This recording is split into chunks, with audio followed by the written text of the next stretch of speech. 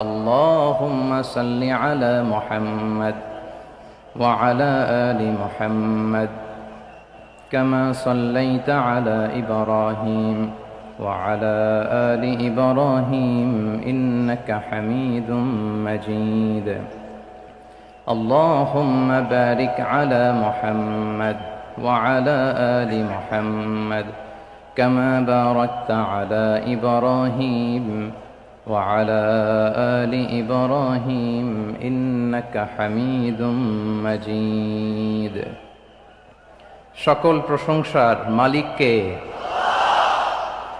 সকল ক্ষমতার উৎসকে। কেউ যেটা পারে না পারে কে, কেউ যেটা দেখে না দেখে কে, কেউ যেটা শোনে না শোনে কে। সে আল্লাহ তাআলার দরবারে আমরা শুকরগুজার হচ্ছি। সবাই পড়ে নিচ্ছি কালিমাতুশ শুকর, আলহামদুলিল্লাহ। প্রিয় চট্টলাবাসী, গলা ছেড়ে দিয়ে আওয়াজ করে একসাথে সবাই পড়ুন, রব্বানা লাকাল হামদ হামদান কাসীরান তাইয়্যিবান মুবারাকান ফি ইয়া রাব্বি লাকাল হামদু কামা ইয়ানবাগি লিজালালি ওয়াজহিকা ওয়া আযীমি সুলতানিকা লাকাল হামদু বিল ঈমান লাকাল হামদু বিল ইসলাম লাকাল হামদু বিল কুরআন। আল্লাহ রাব্বুল ইজ্জা ওয়াল জালালের দরবারে শুকরিয়া জ্ঞাপনের পাশাপাশি আমি আজকের এই ঐতিহাসিক চট্টগ্রামের প্যারেড ময়দানে আয়োজিত 5 দিন ব্যাপী তাফসিরুল কোরআন মাহফিলের যারা সম্মানিত আয়োজক বৃন্দ, ইসলামী সমাজ কল্যাণ পরিষদ চট্টগ্রামকে অন্তরের অন্তঃস্থল থেকে ধন্যবাদ এবং মোবারকবাদ জানাতে চাই, যারা দীর্ঘ কয়েক মাস ব্যাপী অনেক কষ্ট করে, অনেক ডিজাইন করে, অনেক প্ল্যান প্রোগ্রাম করে এরকম চমৎকার একটি কোরআনের বাগানকে সাজিয়েছে। আজকের এই প্রোগ্রামের সম্মানিত সভাপতি, প্রধান অতিথি, বিশেষ অতিথি, মঞ্চে উপবিষ্ট উলামায়ে কেরাম, কমিউনিটি লিডার্স, চট্টগ্রামের বিভিন্ন পর্যায়ের বিভিন্ন দলের সামাজিক, ধর্মীয়, রাজনৈতিক নেতৃবৃন্দ, ব্যবসায়ী ভাইয়েরা, চাকরিজীবী ভাইয়েরা, শ্রমজীবী ভাইয়েরা, ছাত্র ভাইয়েরা, পর্দার আড়ালে আমার মায়েরা এবং বোনেরা, সাংবাদিক বন্ধুরা, মিডিয়া কর্মী, ইউটিউবার্স, ভলান্টিয়ার্স, আপনাদের সবাইকে অন্তরের অন্তঃস্থল থেকে শুভেচ্ছা জানাই, মোবারকবাদ জানাই। আপনারা সবাই কেমন আছেন? সবাই ভালো আছেন? সুস্থ আছেন? দোয়া করি আল্লাহ তাআলা আপনাদের সবাইকে ভালো রাখুন, সুস্থ রাখুন, নিরাপদে রাখুন। আমরা সবাই পড়ি আমিন।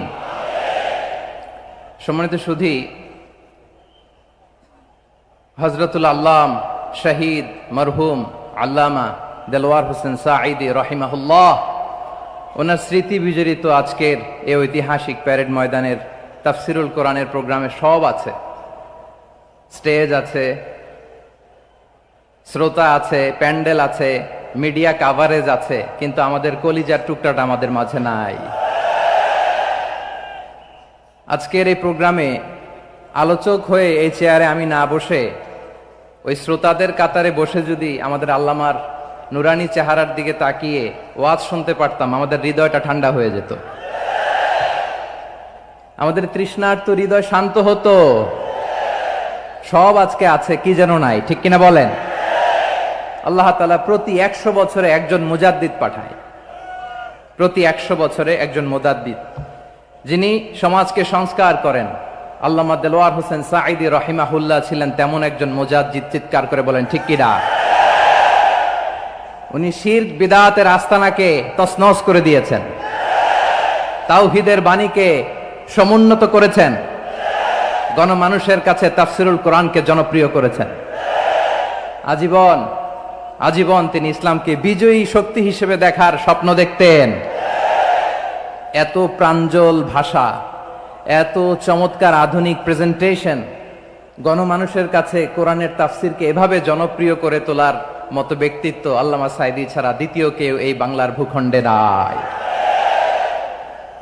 এই যে তাফসিরুল কোরআন, এই যে টার্মিনোলজি, এই টার্মটাই উনি আসলে জনপ্রিয় করেছেন। আমরা আগে জানতাম না যে এভাবে তাফসির করা যায়, এভাবে scientific indications of the Holi কোরআনকে মানুষের কাছে পেশ করা যায়, এভাবে এত জীবন ঘনিষ্ঠ করে, এত ইন্টারেক্টিভ করে কোরআনের কথাগুলো মানুষের কাছে উপস্থাপন করা যায়।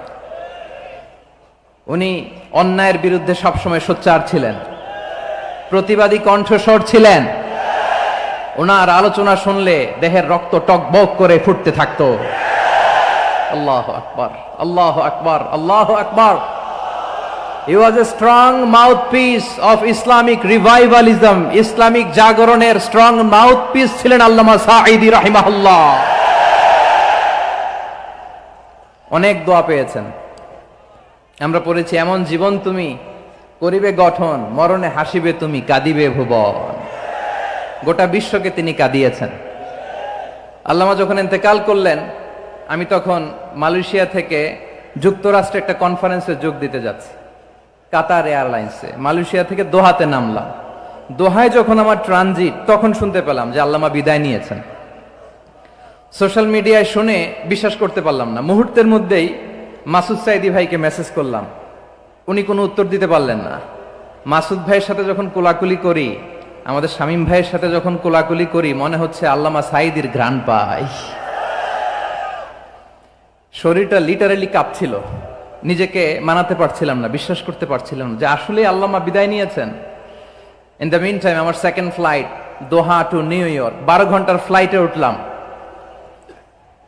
ইন্টারনেট থেকে বিচ্ছিন্ন হলাম। নামার পরে শুনলাম আল্লাহু আকবার, যেখানে ওনাকে কবরস্থ করার কথা ছিল সেখানেও কবর দিতে দেয়া হয় নাই।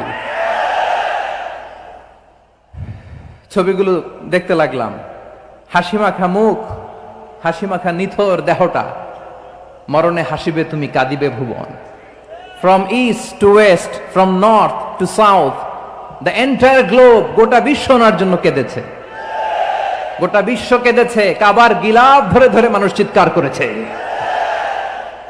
এর চেয়ে শ্রেষ্ঠ মৃত্যুকার হতে পারে? আমাদের আল্লামার আর কি পাওয়ার ছিল বলেন? আর কি পাওয়ার ছিল? কুল্লু নাফসিন যায়িকাতুল মাউত, যারাই দুনিয়াতে আসবে তারা ইন্তেকাল করবে, এটা আমরা মেনে নেই। আমাদের জন্মের পর থেকে এরকম চমৎকার সময় আমরা পাই নাই। এটাই আসল সময়। আমরা ইন্টারিম গভর্নমেন্টের কাছে দাবি জানাই, উচ্চতর তদন্ত কমিটি করে এটা কি হত্যাকাণ্ড ছিল নাকি স্বাভাবিক মৃত্যু ছিল, এই রিপোর্ট গণমানুষের কাছে প্রচার করে জানাতে হবে। এই দাবির সাথে কি সবাই আপনারা একমত? কারা কারা একমত হাত তুলে দেখান।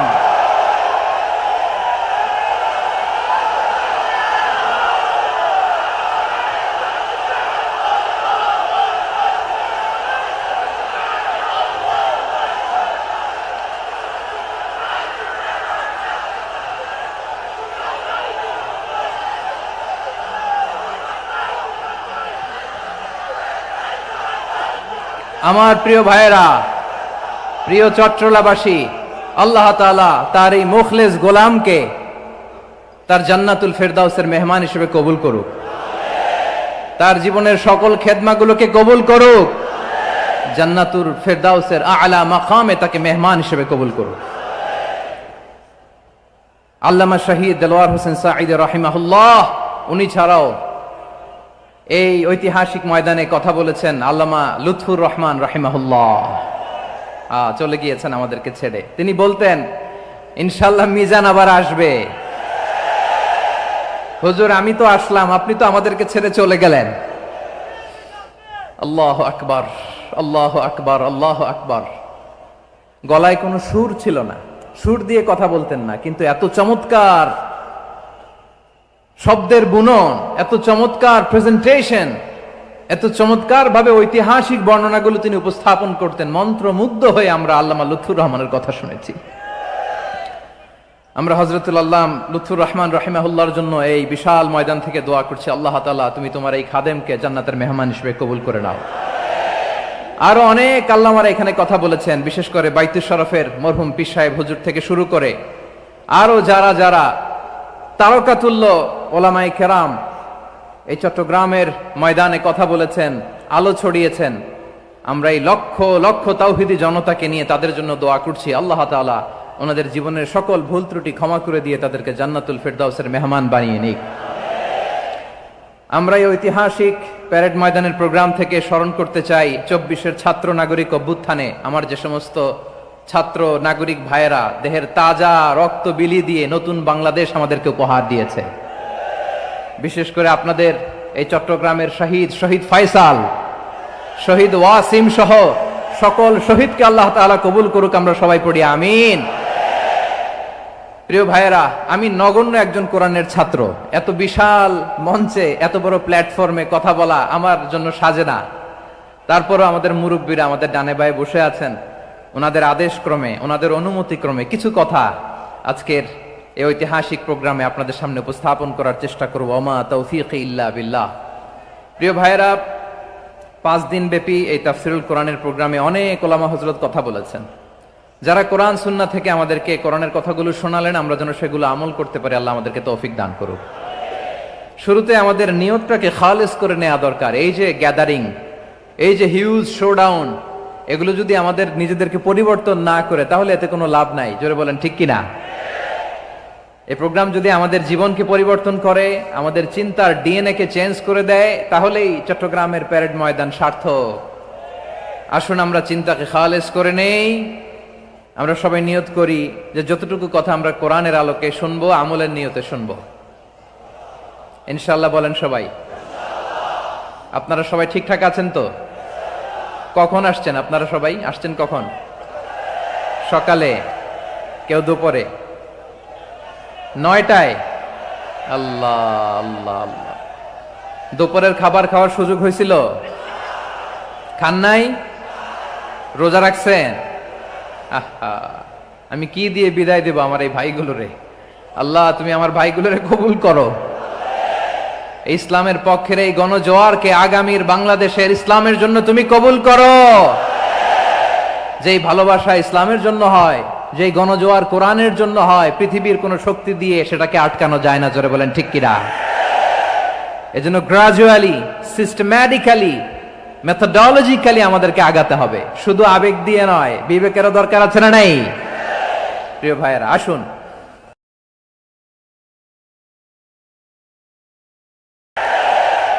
এজন্য গ্রাজুয়ালি, সিস্টেম্যাটিক্যালি, মেথোডোলজিক্যালি আমাদেরকে আগাতে হবে, শুধু আবেগ দিয়ে নয়। বিবেকেরও দরকার আছে না নাই?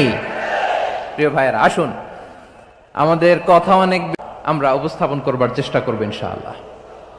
আমার খুতবার শুরুতেই আপনারা মোটামুটি আন্দাজ করে ফেলেছেন যে আমি কি নিয়ে আলোচনা করব, কারণ যে আয়াতটি আমি তেলাওয়াত করেছি এই আয়াতটি প্রায়শই এই ভূখণ্ডে, এই বাংলাদেশে জুমার দিনে খতিব সাহেবরা দ্বিতীয় খুতবার শেষের দিকে পড়ে না? কি কমন পড়ছে? ইন্নাল্লাহা ইয়া'মুরু বিল আদলি ওয়াল ইহসান ওয়া ইতা'i যিল কুরবা ওয়া ইয়ানহা আনিল ফাহশাই ওয়াল মুনকারি ওয়াল বাগি ইয়া'iদুকুম লাআল্লাকুম তাযাক্কারুন। মুখস্থ আছে না সবার? আসুন আমরা এই আয়াতের সরল অর্থ, এর মর্মবাণী, এর সংক্ষিপ্ত তাফসীর সবাই মিলে আজকের এই প্রোগ্রাম থেকে উদ্ধার করার চেষ্টা করি। আপনারা মনোযোগী আছেন তো? ইনশাআল্লাহ। এই আয়াতটা অনেক কম্প্রিহেন্সিভ একটা আয়াত। সাইয়েদনা আব্দুল্লাহ ইবনে মাসউদ রাদিয়াল্লাহু তাআলা আনহু উনি বলেছেন, ইন্নাহা মিন আজমাই আয়াতিল কুরআন। এটা কোরআনের সবচেয়ে জামে মানে আয়াত।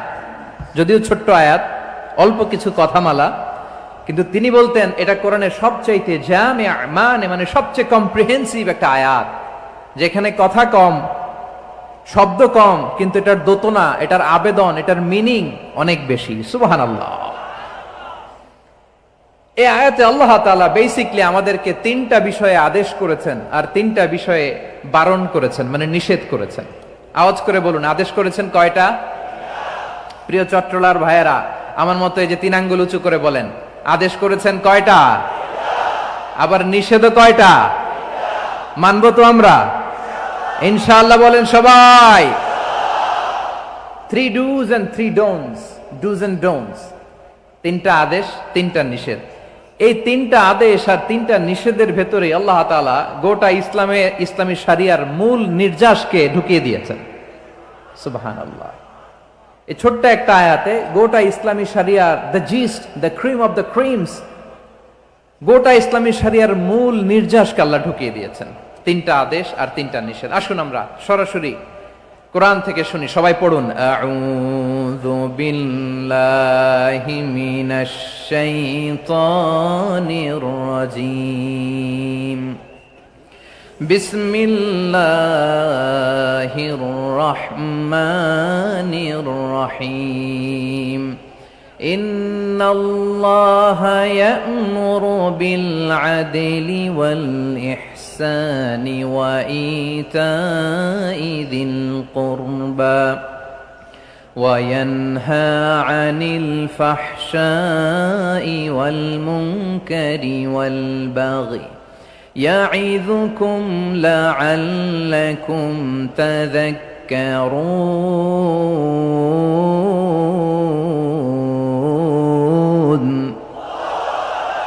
আল্লাহ তাআলা ইরশাদ করছেন, ইন্নাল্লাহা ইয়া'মুরু বিল আদলি ওয়াল ইহসান, নিশ্চয় আল্লাহ তাআলা তোমাদেরকে ন্যায় বিচারের আদেশ দেন, সদাচরণের আদেশ দেন, নিকটাত্মীয়দেরকে দানের আদেশ দেন। আদেশ কয়টা? আওয়াজ করে সবাই বলুন তো, কয়টা? নিশ্চয় আল্লাহ তাআলা তোমাদেরকে ন্যায় বিচারের আদেশ দেন, সদাচরণের আদেশ দেন, তিনি তোমাদের নিকটাত্মীয়দেরকে দানের আদেশ দেন, আর তিনি তোমাদেরকে অশ্লীলতা থেকে নিষেধ করেন, মন্দ কাজ থেকে নিষেধ করেন, অবাধ্যতা সীমা লঙ্ঘন থেকে নিষেধ করেন। তিনি তোমাদেরকে উপদেশ দেন যাতে তোমরা শিক্ষা গ্রহণ করো। সুবহানাল্লাহ। উপদেশ দিচ্ছে স্বয়ং কে? তিনটা জিনিসের আদেশ। ইয়া'মুরু বিল আদল, সুবিচার ন্যায় বিচারের আদেশ তিনি দেন। ইহসানের আদেশ দেন, যাতে আমরা ইহসান করি, একে অপরের প্রতি সুবিচার করি, মহানুভবতা দেখায়, অনুগ্রহ দেখায়, আর নিকট আত্মীয়দেরকে যেন আমরা দান করি। এই তিনটা আদেশ তিনি দিয়েছেন। আর কোন তিনটা জিনিস থেকে তিনি বারণ করেছেন?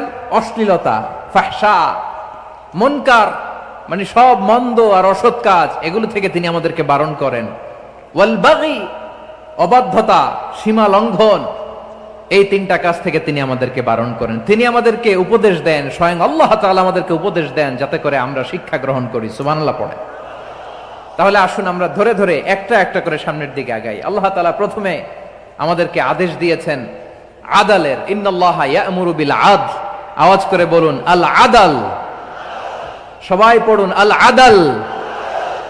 আমরা উর্দু জানি, হিন্দি জানি, অনেকে ইংরেজিও জানি, কিন্তু আরবি শব্দগুলো আমাদের মুখ দিয়ে বেরোতে চায় না। আওয়াজ করে বলুন আল আদাল। মাশাআল্লাহ। ইন্নাল্লাহা ইয়া'মুরু বিল আদল। আল্লাহ তাআলা আমাদেরকে আদলের আদেশ দেন। আদল অনেকে না বুঝলেও আদালত শব্দটা বুঝবেন। আদালত, আদালত, আদালত বুঝেন না? যেখানে বিচার কার্যের ফয়সালা করা হয়, কোর্ট কাচারি আদালত, এটা তো ভেরি কমন। এটা শুনছেন না সবাই? আদালত, যেখানে ন্যায় বিচার হবে, সুশাসন হবে। কিন্তু ভাগ্যের কি নির্মম পরিহাস, ওখান থেকে মিথ্যা সাক্ষী দিয়ে মনমতো রায় দিয়ে দেয়া হয়। এগুলোর পরিবর্তন হওয়ার দরকার আছে না নাই? প্রিয় ভাইয়েরা, আদালত, আল আদল, ইংরেজিতে বলে জাস্টিস, ন্যায় বিচার, সুবিচার, সুশাসন, জাস্টিস, আল আদল, সব জায়গায় এই জাস্টিস থাকা দরকার। Justice should be prevailed in the society. The mission of all prophet was to uphold the justice. সব নবীর মিশন ছিল এই জাস্টিসকে, আদালকে, সুশাসন আর সুবিচারকে নিশ্চিত করা। পড়েন সুবহানাল্লাহ। And the core message of every divine scripture was to uphold justice. পৃথিবীর সব আসমানি কিতাবের মূল শিক্ষা ছিল এই জাস্টিসকে সমাজে এনশিওর করা, সুবিচার, সুশাসনকে এনশিওর করা। তাহলে প্রিয় ভাইরা, আমরা বুঝতে পারলাম আল আদল শব্দের মানে হচ্ছে ইনসাফ বা সুবিচার বা ন্যায় বিচার। এটা হচ্ছে একটা general meaning, very general meaning. আপনি যদি ইন ডেপথ বুঝতে চান, আরো ভেতরে যান, তাহলে আদল মানে হচ্ছে সমন্বয়, আদল মানে হচ্ছে ভারসাম্য, ব্যালেন্স। আদল মানে হচ্ছে মধ্যম পন্থা। সুবহানাল্লাহ পড়েন। কারণ সব সময় সমান সমান হইলেই সুবিচার হয় না। কথা কি বুঝতেছেন? ইসলামের দ্য কনসেপ্ট অফ আদল, এটা এমন আদল, এটা সব সময় সমান সমান নয়। যখন সমান সমান দেয়া দরকার, ইসলাম সমান সমান দেয়। যখন ব্যালেন্স করা দরকার, চেক এন্ড ব্যালেন্স, সমন্বয়, ভারসাম্য করা দরকার, তখন ইসলাম ভারসাম্য করে দেয়। এটার নাম আদল। সুবহানাল্লাহ। সহজ করে আপনাদেরকে বুঝাই। যেমন ধরুন, একটা পরিবারের 3 জন সদস্য, স্বামী, স্ত্রী আর সন্তান। তাদের সকালবেলার ব্রেকফাস্টে স্বামীর, সকালের নাস্তায় স্বামীর 3টা রুটি লাগে, স্ত্রীর 2টা লাগে, আর সন্তানের 1টা রুটি লাগে। এখন আমি যদি সমান সমান করে আদল করতে চাই, সবাইকে যদি 3টা করে রুটি দেই, তাহলে স্বামী বেচারার জন্য ঠিক আছে? কি বলেন? কথা কি বুঝতেছেন না কষ্ট হয়ে যাচ্ছে? যদি সমান সমানের নিয়মে আগাই, তাহলে 3টা করে যদি রুটি দেই স্বামীর জন্য ওকে, কিন্তু স্ত্রীর জন্য 1টা বেশি হয়ে যায়। আর সন্তানের জন্য কয়টা বেশি হয়? আচ্ছা, এই তো বুঝতেছেন, মাশাআল্লাহ। আচ্ছা, 2টা করে যদি সবাই রে দেই সমান সমান নীতিতে, তাহলে স্ত্রীর জন্য, স্ত্রী বেচারির জন্য ঠিক আছে, কিন্তু স্বামীর কয়টা কম পড়ে? আর সন্তানের বেশি হয়ে যায় কয়টা? স্বামীর কম পড়ে কয়টা? 2টা। কথা কি বুঝতেছেন? আর আমি যদি স্বামীকে দেই 3টা, স্ত্রীকে দেই 2টা, আর সন্তানকে দেই 1টা, তাহলে কারো অপচয় হবে না। যার যতটুকু দরকার ঠিক ততটুকুই কাজে লাগবে। চিল্লায় বলেন ঠিক কিনা? এটাই হচ্ছে ইসলামের আদল, যেখানে যার যতটুকু দরকার তাকে সেখানে ঠিক ততটুকু দিয়ে দেওয়ার নামই হচ্ছে আদল। চিল্লায় পড়েন আল্লাহু আকবার।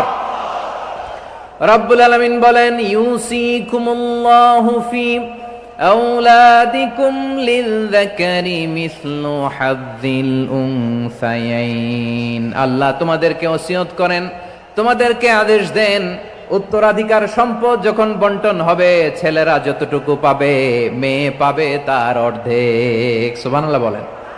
দেখেন, ছেলে যদ্দূর, মেয়ে অর্ধেক, ছেলে ডবল পাবে। আপাত দৃষ্টিতে মনে হয় এখানে অবিচার হয়েছে, কিন্তু আসলে কি অবিচার হয়েছে? আপনি বিয়ের ক্ষেত্রে যান, ওইখানে আবার ছেলে মোহরানা দেয়, মেয়ে সেখানে মোহরানা পায়। তাহলে চেক এন্ড ব্যালেন্স, ভারসাম্য, ব্যালেন্স, মধ্যম পন্থা এখানে আছে না নাই?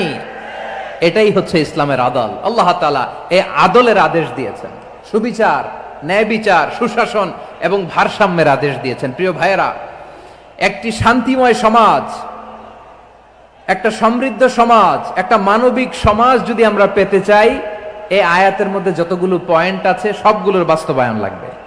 কথা বুঝতে পেরেছেন? বলেন, আওয়াজ করে বলেন, আমরা একটা শান্তির সমাজ চাই কি চাই না? আমরা একটা সমৃদ্ধ বাংলাদেশ চাই কি চাই না? আমরা একটা মানবিক বাংলাদেশ চাই কি চাই না? এই আয়াতে আল্লাহ তাআলা একটা মানবিক সমাজের রূপরেখা টেনেছেন। তার প্রথম কথা হচ্ছে, ইন্নাল্লাহা ইয়ামুরু বিল আদল। আল্লাহ তাআলা তোমাদেরকে আদলের নির্দেশনা দেয়, সুবিচার, সুশাসনের নির্দেশনা দেয়। যে সমাজে আদল থাকে না, সেই সমাজে জুলুম মানুষের ঘাড়ে চেপে বসে। আদলের বিপরীত হচ্ছে জুলুম। আদলের বিপরীত কি? জুলুম বা জাওর, অত্যাচার, অবিচার, বৈষম্য। এই যে বৈষম্য বিরোধী ছাত্র আন্দোলন কেমন পড়ছে? এই যে একজন সমন্বয়ক তো দেখা করলো আমার সাথে। জুলুম মানে হচ্ছে বৈষম্য। বৈষম্যের স্থান ইসলামে নাই, অবিচারের স্থান ইসলামে নাই, জুলুমের স্থান ইসলামে নাই। আল্লাহ তাআলা বলেন যে আমি জুলুমকে নিজের জন্য হারাম করেছি এবং তোমাদের জন্য হারাম করেছি।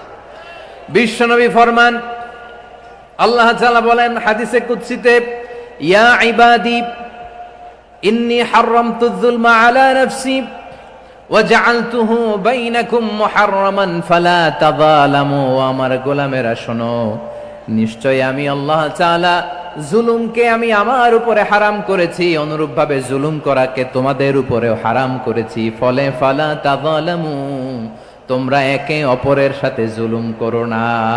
নির্দেশনাটা কার?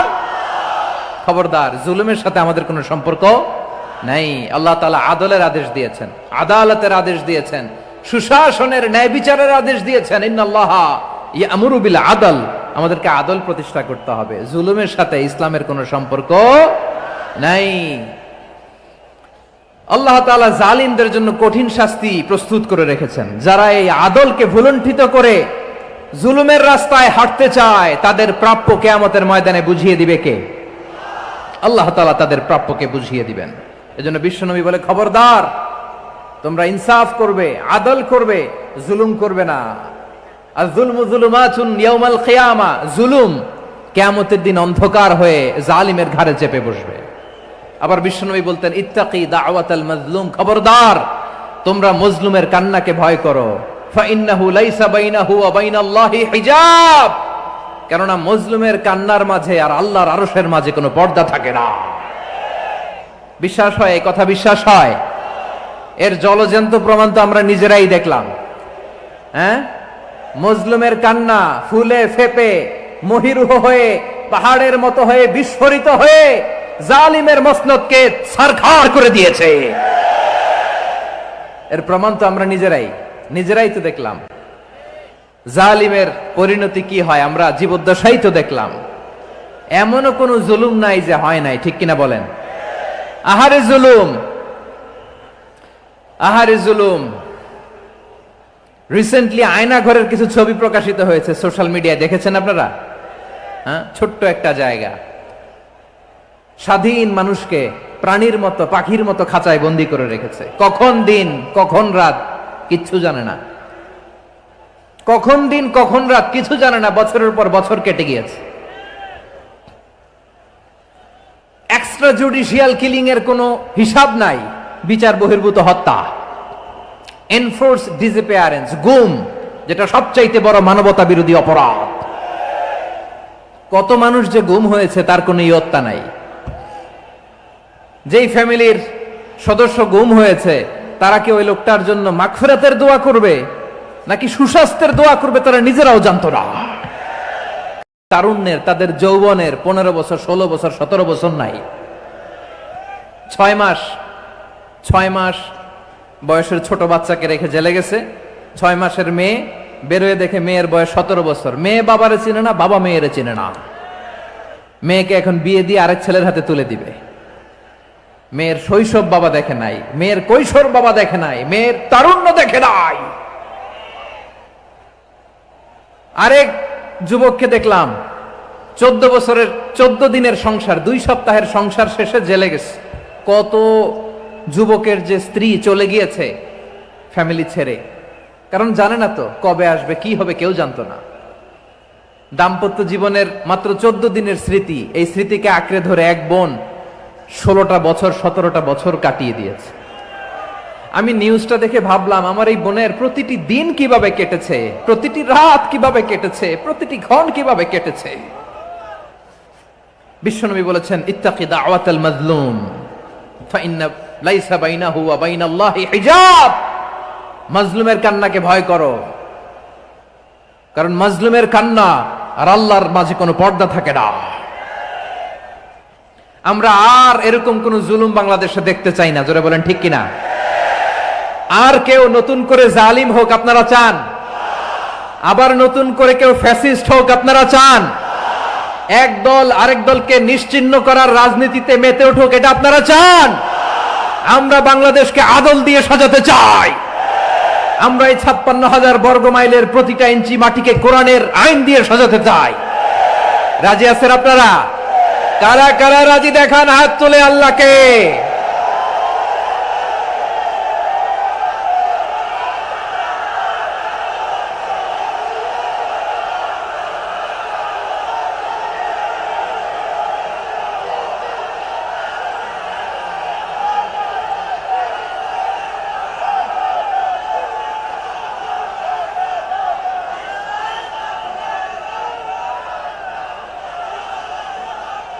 বসুন আমার প্রিয় বীর চট্টলার তৌহিদি মুসলমান, আমরা আর নতুন করে কেউ জালিম হোক এটা চাই না। নতুন করে আবার কেউ ফ্যাসিস্ট হোক আমরা চাই না। এক দল আরেক দলকে নিশ্চিহ্ন করার রাজনীতি করুক আমরা চাই না। আমরা সুশাসনের বাংলাদেশ চাই।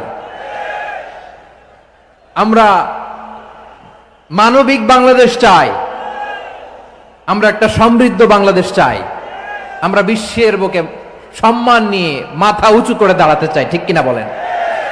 আল্লাহ বললেন, এটা যদি তোমরা চাও, একটা সমৃদ্ধ সমাজ যদি বিনির্মাণ করতে চাও, মানবিক সমাজ যদি বিনির্মাণ করতে চাও, আমি তোমাদেরকে সেজন্য প্রথমেই আদালতের নির্দেশ দিলাম, ইন্নাল্লাহা ইয়া'মুরু বিল আদল।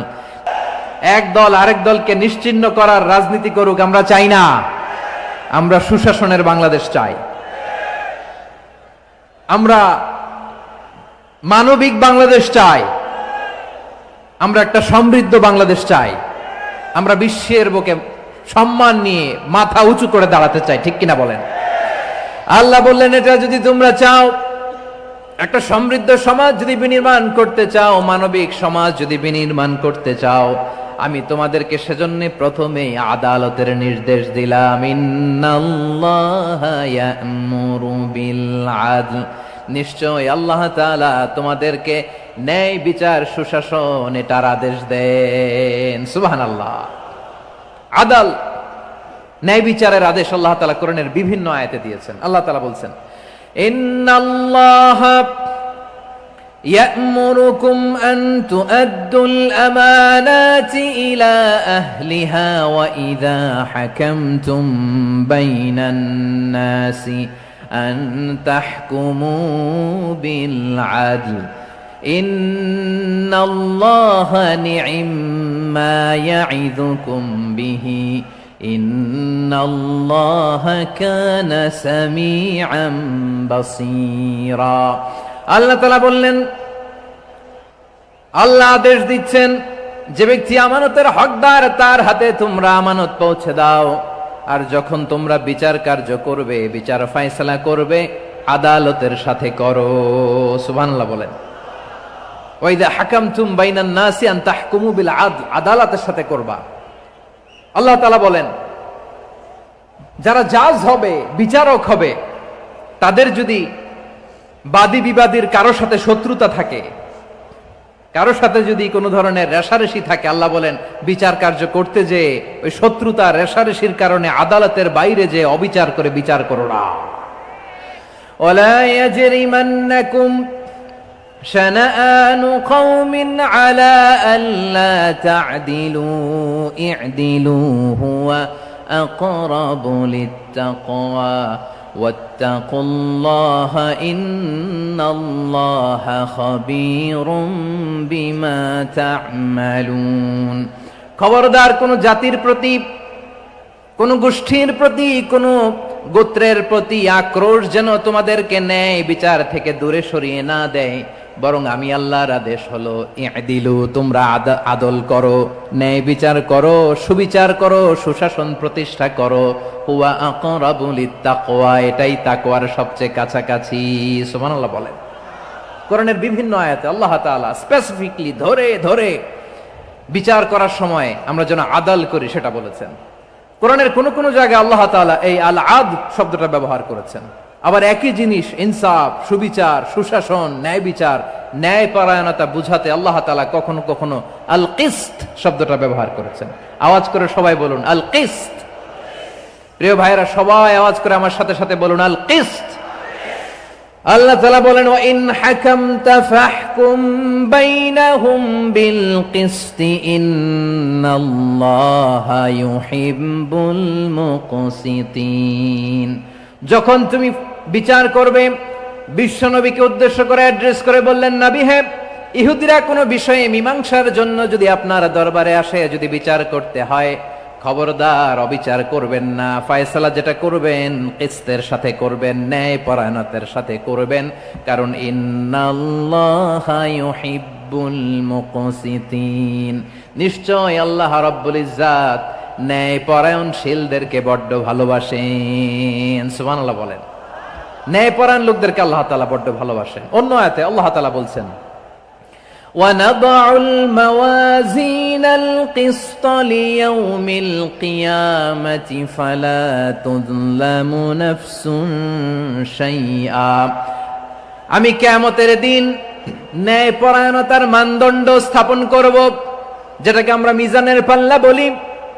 আল্লাহ বলেন, ন্যায় বিচারের মানদণ্ড কিয়ামতের ময়দানে আমি আল্লাহ স্থাপন করব। সেদিন কারো প্রতি বিন্দু পরিমাণ, এক চুল পরিমাণ অবিচার করা হবে না, কোনো অবিচার করা হবে না। সেদিন সুশাসন হবে, সুবিচার হবে, ন্যায় পরায়ণতার সাথে বিচার হবে। আওয়াজ করে পড়েন আল্লাহু আকবার। তাহলে প্রিয় ভাইরা, যে তিনটি বিষয়ে আল্লাহ তাআলা আমাদেরকে আদেশ দিয়েছেন, তার প্রথমটা হচ্ছে আদালত, ইনসাফ, সুবিচার, ন্যায় বিচার। এটা আমরা চাই কি চাই না? বিশ্বনবী ন্যায় বিচার, ন্যায় পরায়ণতা, সুশাসন প্রতিষ্ঠিত করেন কি করেন নাই? আপনারা বিশ্বনবীর সিরাত যারা পড়েছেন, আপনি দেখবেন বিশ্বনবীর সিরাতের পরতে পরতে বাকে বাকে, সিরাতের বাকে বাকে এই আদালতের নমুনা মেলে। সুবহানাল্লাহ বলেন। ছোট্ট একটা নমুনা রাসূল সাল্লাল্লাহু আলাইহি ওয়াসাল্লামের আসসিরা আল আতরা থেকে ছোট্ট একটা নমুনা আপনাদের খেদমতে এখানে উপস্থাপন করি। বিশ্বনবী সাল্লাল্লাহু আলাইহি ওয়াসাল্লাম মক্কা বিজয় করলেন ৮ম হিজরিতে। মক্কা বিজয় শেষে তিনি কয়েক সপ্তাহ মক্কাতে অবস্থান করলেন। ইন দ্য মিন টাইম মক্কার একটা ভেরি প্রেস্টিজিয়াস এন্ড ডিগনিফাইড ফ্যামিলির নারী চুরিতে ধরা পড়ল। কিসে ধরা পড়ল? সবাই বলেন কিসে? আমাদের সমাজে আসেনি এটা? আছে? ছোট না বড়? হ্যাঁ, হিসাব করে শেষ করা যায় না। ৩.৫ লাখ কোটি টাকা নাই উন্নয়ন প্রকল্পের নামে।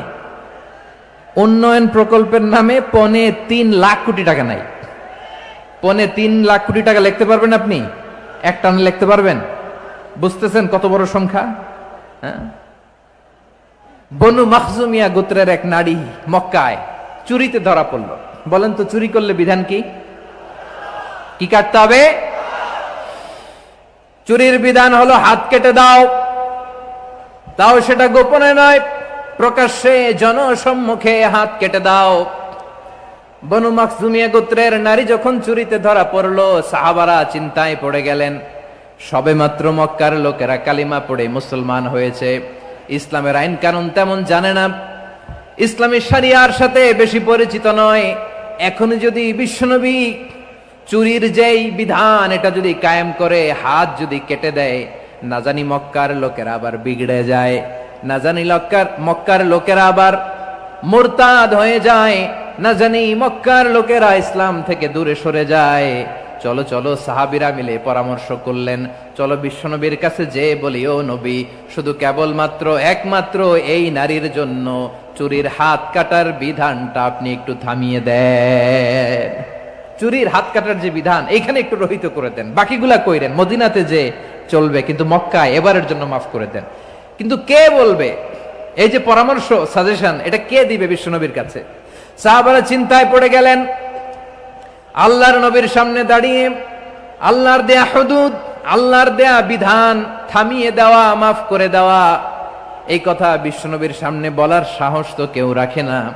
কেউ কেউ বলল, বিশ্বনবীর পালক পুত্র যায়েদ বিন হারেসার সন্তান উসামারে বিশ্বনবী নাতির মতো আদর করে, বড্ড বেশি ভালোবাসে উসামারে। এজন্য সাহাবারা উসামাকে বলতো হিব্বু রাসূলিল্লাহ, বিশ্বনবীর ভালোবাসা। কি বলতো? সাহাবীরা বললেন, বিশ্বনবীর ভালোবাসা হিব্বু রাসূলিল্লাহ, উসামারে পাঠাও। উসামারে বিশ্বনবী নাতির মতো স্নেহ করে, মায়া করে, ভালোবাসে। আমরা পারবো না, উসামা পারবে। সবাই মিলে ফুলিয়ে ফুসিয়ে ওসামাকে, ছোট্ট ওসামাকে রাজি করালো। ওসামা এমন এমন কথা যে তুমি বিশ্বনবীর কাছে বলতে হবে, পারবা নাকি? ওসামা বলে, পারবো। সাইয়েদনা ওসামা রাদিয়াল্লাহু তাআলা আনহু তরুণ সাহাবী বিশ্বনবীর কাছে গেলেন, যে বললেন, নবী, বনু মাখজুমিয়া গোত্রের এক নারী চুরিতে ধরা পড়েছে, এবারের জন্য কি এই মহিলাটারে মাফ করে দিলে হয় না? এবারের জন্য একটু ক্ষমা করা যায় না নবী? বিশ্বনবী বলেন, আতাশফাউ ফি হাদ্দিম মিন হুদুদিল্লাহ, তোমার এত বড় সাহস উসামা, তুমি আল্লাহর হাদ, আল্লাহর দেয়া বিধান, এটার ব্যাপারে সুপারিশ করতে এসেছো? তোমরা কি জানো তোমাদের আগে যত কওম, যত গোত্র, যত জনপদ ধ্বংস হয়েছে তার কারণ ছিল তাদের মধ্যে গরিবরা অন্যায় করলে তারা বিচার করত, আর ধনীরা অন্যায় করলে তারা মাফ করে দিত। খবরদার! ওয়া আইমুল্লাহ লাউ আন্না ফাতিমাতা বিনতি মুহাম্মাদিন সারাকাত লাকাতা মুহাম্মাদুন ইয়াদাহা। বিশ্বনবী বললেন, আরে ওসামা, বানু মাখজুমিয়ার ওই প্রেস্টিজিয়াস এন্ড ডিগনিফাইড ফ্যামিলির মেয়ে তো দূর কি বাত, অনেক দূরের কথা। জেনে রেখো ওসামা, আমার কলিজার টুকরা নয়নের পুটুলি ফাতেমাও যদি মক্কার জমিনে আজকে এই চুরির দায়ে ধরা পড়তো, আমি বিশ্বনবী মুহাম্মাদুর রাসূলুল্লাহ ধরে ফাতেমার ডান হাতটা কেটে দিতে এক বিলম্ব দেরি করতাম না। ইন্নাল্লাহা ইয়া'মুরু বিল আদল, আমাদেরকে জাস্টিস শিখায় পশ্চিমারা, আমাদেরকে ইনসাফ শিখায়, আমাদেরকে সুশাসন শিখায়। আর ইনসাফ, সুশাসন, ন্যায় বিচার, সুবিচার, জাস্টিস কারে বলে বিশ্বনবীর বায়োগ্রাফি থেকে জেনে নাও। এই ছিল বিশ্বনবী সাল্লাল্লাহু আলাইহি ওয়াসাল্লামের আদালতের নমুনা। আপনি যদি সাইয়েদনা ওমর ফারুকের জীবনের দিকে তাকান, এমন কঠোর, এমন বীর সেনানী ছিলেন। সাইয়েদনা ওমরে ফারুক যদি রাস্তার এই মাথা দিয়ে হাঁটা শুরু করতেন, শয়তান ওমরে ফারুককে দেখলে ওই রাস্তা রেখে দিয়ে অন্য রাস্তা দিয়ে হাঁটতো। সুবহানাল্লাহ। ওমরে ফারুক রাদিয়াল্লাহু তাআলা আনহু কি পার্সোনালিটি ছিল, কি পার্সোনালিটি। আমাদের এলাকায় ছোট বাচ্চারা রাতে ভাত খেতে চায় না, আমার মেয়েটাও খেতে চায় না। এই এটা দিব ওইটা দিব, আজকে মাহফিলে আসার সময় বলে দিছে লিস্ট করে এটা এটা আনতে হবে। তো ছোট্ট বাচ্চাদের অনেক বায়না থাকে, ওরা রাতে খেতে চায় না। তো মায়েরা বিভিন্ন ভয় দেখায়, এই বাঘ আসবে খাও, এই ভূত আসবে খাও। আপনারা কি বলেন চট্টগ্রামে? কি আসবে? হ্যাঁ, ভূত ভূত ভূত আসবে, বাঘ আসবে, খাও খাও খাও, তাড়াতাড়ি খাও। তো বাচ্চারা এগুলো শুনে ভয়ে খেতে শুরু করে। মদিনার জমিনেও একই ঘটনা ঘটতো। মদিনার ছোট্ট ছোট্ট সোনামণিরা খেতে চাইতো না। তো মায়েরা বলতো, হা হুয়া ইয়াতি উমর, হা হুয়া ইয়াতি উমর, ওই যে ওমর আসতেছে, উমর। ওমরে ফারুকের কথা শুনলে বাচ্চারা একেবারে ঠান্ডা। সুবহানাল্লাহ পড়বেন না? প্রভু তুমি বলেছ রাসূল দেবে না, বলনি দেবে না ওমর, বলনি দেবে না হামজা তারিক, খালিদ বিজয় সমর।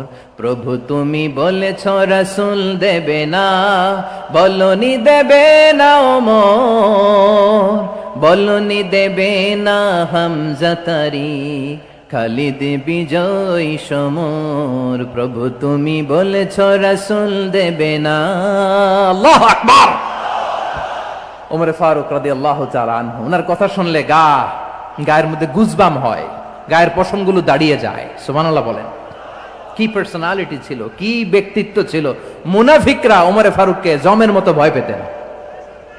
শয়তান, খুদ শয়তান এই রাস্তা দিয়ে আসলে শয়তান অন্য রাস্তা দিয়ে হাঁটতো। ওমরে ফারুক রাদিয়াল্লাহু তাআলা আনহুর জীবনে যদি দেখেন, তাহলে সেখানে আপনি আদালতের, ইনসাফের, সুশাসনের, জাস্টিসের নমুনা দেখতে পাবেন। কয়টা শুনবেন? সাইয়েদনা ওমরে ফারুকের রাদিয়াল্লাহু তাআলা আনহুর সন্তান আব্দুর রহমান মিশরে মদ খেয়ে মদ্যপ অবস্থায় ধরা পড়েছে।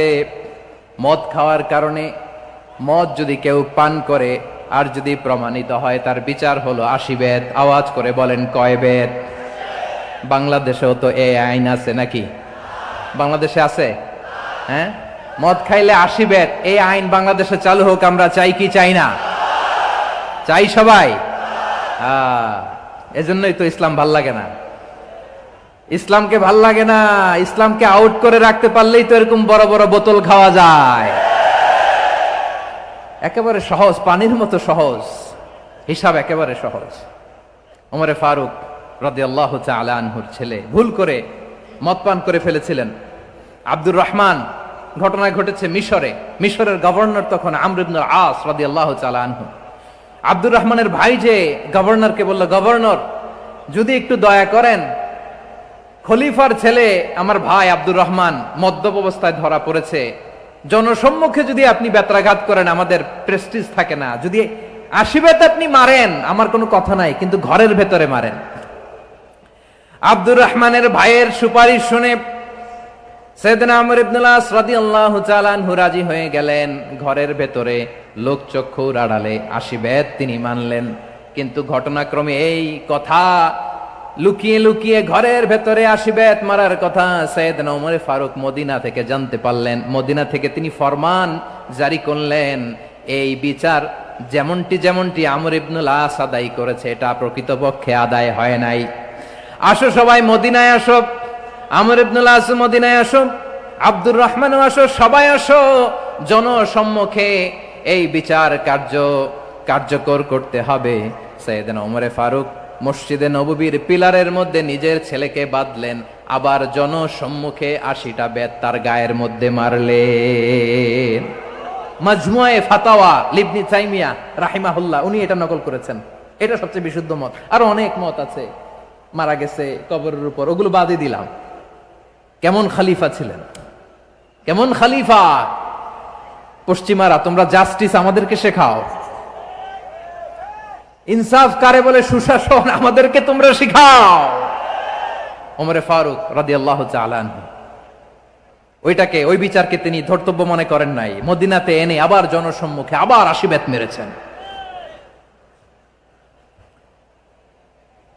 মিশরে ওমরে ফারুক রাদিয়াল্লাহু তাআলা আনহু আমর ইবনুল আসকে গভর্নর করে পাঠালেন। সেখানে আমর ইবনুল আসের ছেলে একটা প্রতিযোগিতায় রানার আপ হয়েছে, এক মিশরি সেখানে চ্যাম্পিয়ন হয়েছে। রানার আপ বুঝতে পেরেছেন তো? রানার আপ সেকেন্ড হয়েছে, এক মিশরি হয়েছে চ্যাম্পিয়ন প্রথম। কিন্তু গভর্নরের ছেলে ও জিততে পারে নাই, ও রাগে ওই মিশরির গায়ের মধ্যে কয়েকটা লাঠি দিয়ে বাড়ি মেরেছে। মিশরি যে মদিনাতে ওমরে ফারুকের কাছে বিচার দিলেন, আপনার গভর্নরের ছেলে অন্যায়ভাবে আমার গায়ে হাত তুলেছে। সাইয়েদনা ওমরে ফারুক আবার ফরমান জারি করলেন, আসো মদিনাতে আসো। মিশরীকে ডাকলেন। ওই মিশরের গভর্নর আমর ইবনুল আস রাদিয়াল্লাহু তাআলা আনহুকে ডাকলেন, তার ছেলেকেও ডাকলেন, সবাই বসে রইল। আমর ইবনুল আস রাদিয়াল্লাহু তাআলা আনহু মাথা নিচু করে বসে আছেন, লজ্জায় কাচুমাচু। হায় হায়, আজকে আমার ছেলের কারণে আমিরুল মুমিনিন খলিফাতুল মুসলিমিন ওমরে ফারুকের কাছে আমি জনসম্মুখে লজ্জিত হচ্ছি। সাইয়েদনা ওমরে ফারুক বললেন, এই নাও লাঠি, গভর্নরের ছেলে তোমার মাথার মধ্যে যতগুলো বাড়ি মেরেছে, আজকে জনসম্মুখে তুমি অতগুলা বাড়ি মারো। মিশরি বলে, থাক, আপনি যে ডেকে আনছেন সবার সামনে এটা বলছেন, এতেই আমি খুশি। আল্লাহু আকবার। আপনার মহানুভবতা দেখে আমি খুশি, আর অপমানের দরকার নাই। ওমরে ফারুক বলে, না, খবরদার, এই কথা মিশরি তুমি বলো না, মারো, যতগুলা বাড়ি মেরেছে মারো।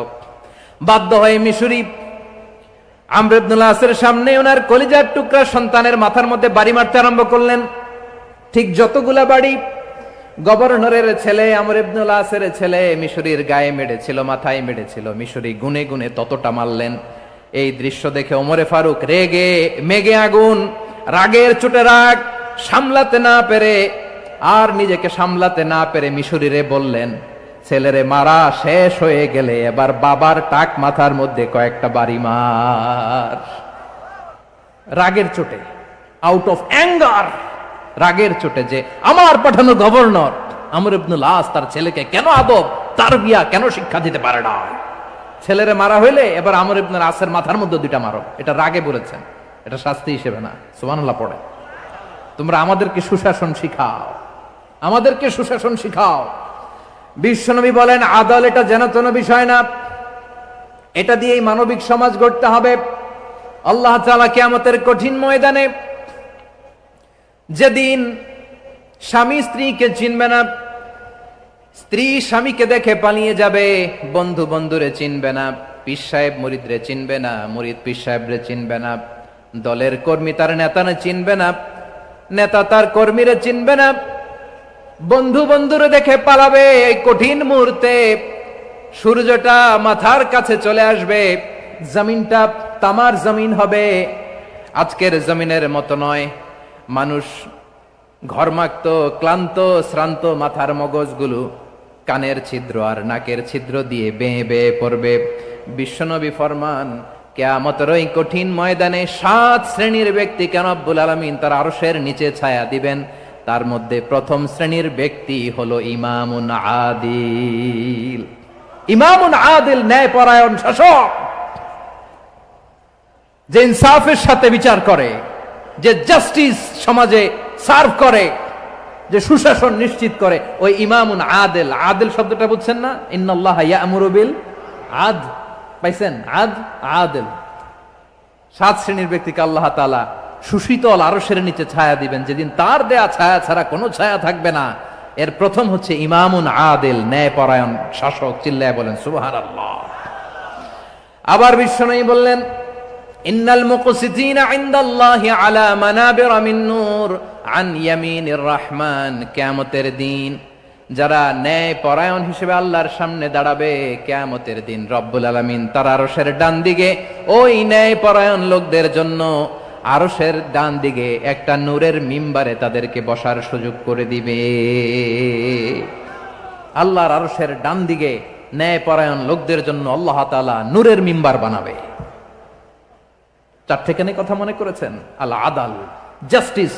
ইন্নাল্লাহা ইয়া'মুরু বিল আদল। আল্লাহ তাআলা এই আদালতের নির্দেশনা দেয়। সুবিচার, সুশাসন। প্রিয় ভাইয়েরা, এটা আমরা বাংলাদেশে চাই কি চাই না? এই যে অরাজকতা, এই যে অন্যায়, এই যে জুলুম, এই যে ইনকনসিস্টেন্সি, সমাজের অসঙ্গতি, এর প্রধান কারণ জাস্টিস নাই, সুবিচার নাই, সুশাসন নাই। শেষবারের মতো আওয়াজ করে বলেন তো, আমরা বাংলাদেশে আদল চাই কি চাই না? তাহলে প্রথম নির্দেশনা শেষ। আল্লাহ তাআলা তোমাদেরকে আদলের আদেশ দেন। এরপরে আল্লাহ বললেন, আমি তোমাদেরকে ইহসানের আদেশ দেই। ইন্নাল্লাহা ইয়া'মুরু বিল আদলি ওয়াল ইহসান। আমি তোমাদেরকে যেমনি আদলের নির্দেশনা দেই, তেমনি ভাবে তোমাদেরকে ইহসানের নির্দেশনা দেই। ইহসান, আওয়াজ করে সবাই বলেন তো ইহসান। সবাই বলেননি, সবাই বললে এতটুকু আওয়াজ হবে আমি বিশ্বাস করি না। আওয়াজ করে বলুন আল ইহসান। ইহসান মানে কারো প্রতি সফট হার্টেড হওয়া, মহানুভব হওয়া, অনুগ্রহ পরায়ণ হওয়া, অনুগ্রহশীল হওয়া, একে অপরের প্রতি দয়াদ্র হওয়া। একে অপরের প্রতি দয়াদ্র, অনুগ্রহশীল হওয়া ছাড়া মানবিক সমাজ কঠিন কালেও গঠন করা সম্ভব না।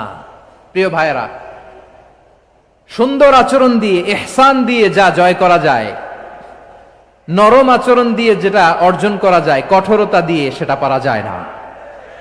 বিষ্ণু ঈসা ইসলাম ইহসান দিয়ে, কোমল আচরণ দিয়ে, তার অনুগ্রহ দিয়ে তিনি অনেক কাফিরের হৃদয়কে জয় করে ফেলেছেন। সাইয়েদনা সুমামা ইবনে উসাল রাদিয়াল্লাহু তাআলা আনহুর কথা মনে পড়ে যায়। তিনি ছিলেন ইয়ামামার বাদশা।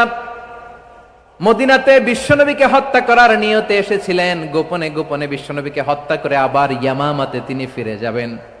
কিন্তু কি অবাক করা কাণ্ড, হত্যা করতে পারে নাই, সাহাবাদের হাতে তিনি ধরা পড়ে গেলেন।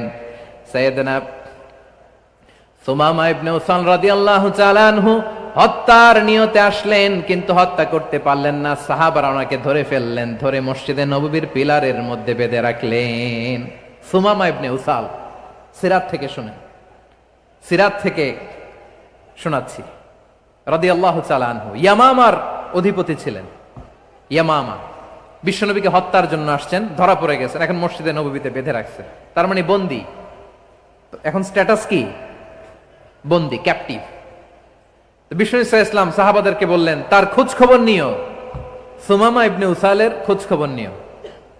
সাহাবারা বলেন, ইয়া রাসূলুল্লাহ, আপনাকে হত্যা করতে এসেছে, তার তো কঠিন ক্যাপিটাল পানিশমেন্ট হওয়া দরকার, কঠিন শাস্তি হওয়া দরকার। বিশ্বনবী বললেন, না, আমি যেটা জানি তোমরা সেটা জানো না, তোমরা সুমামার সাথে ভালো আচরণ করো। বিশ্বনবী সুমামার কাছে গেলেন।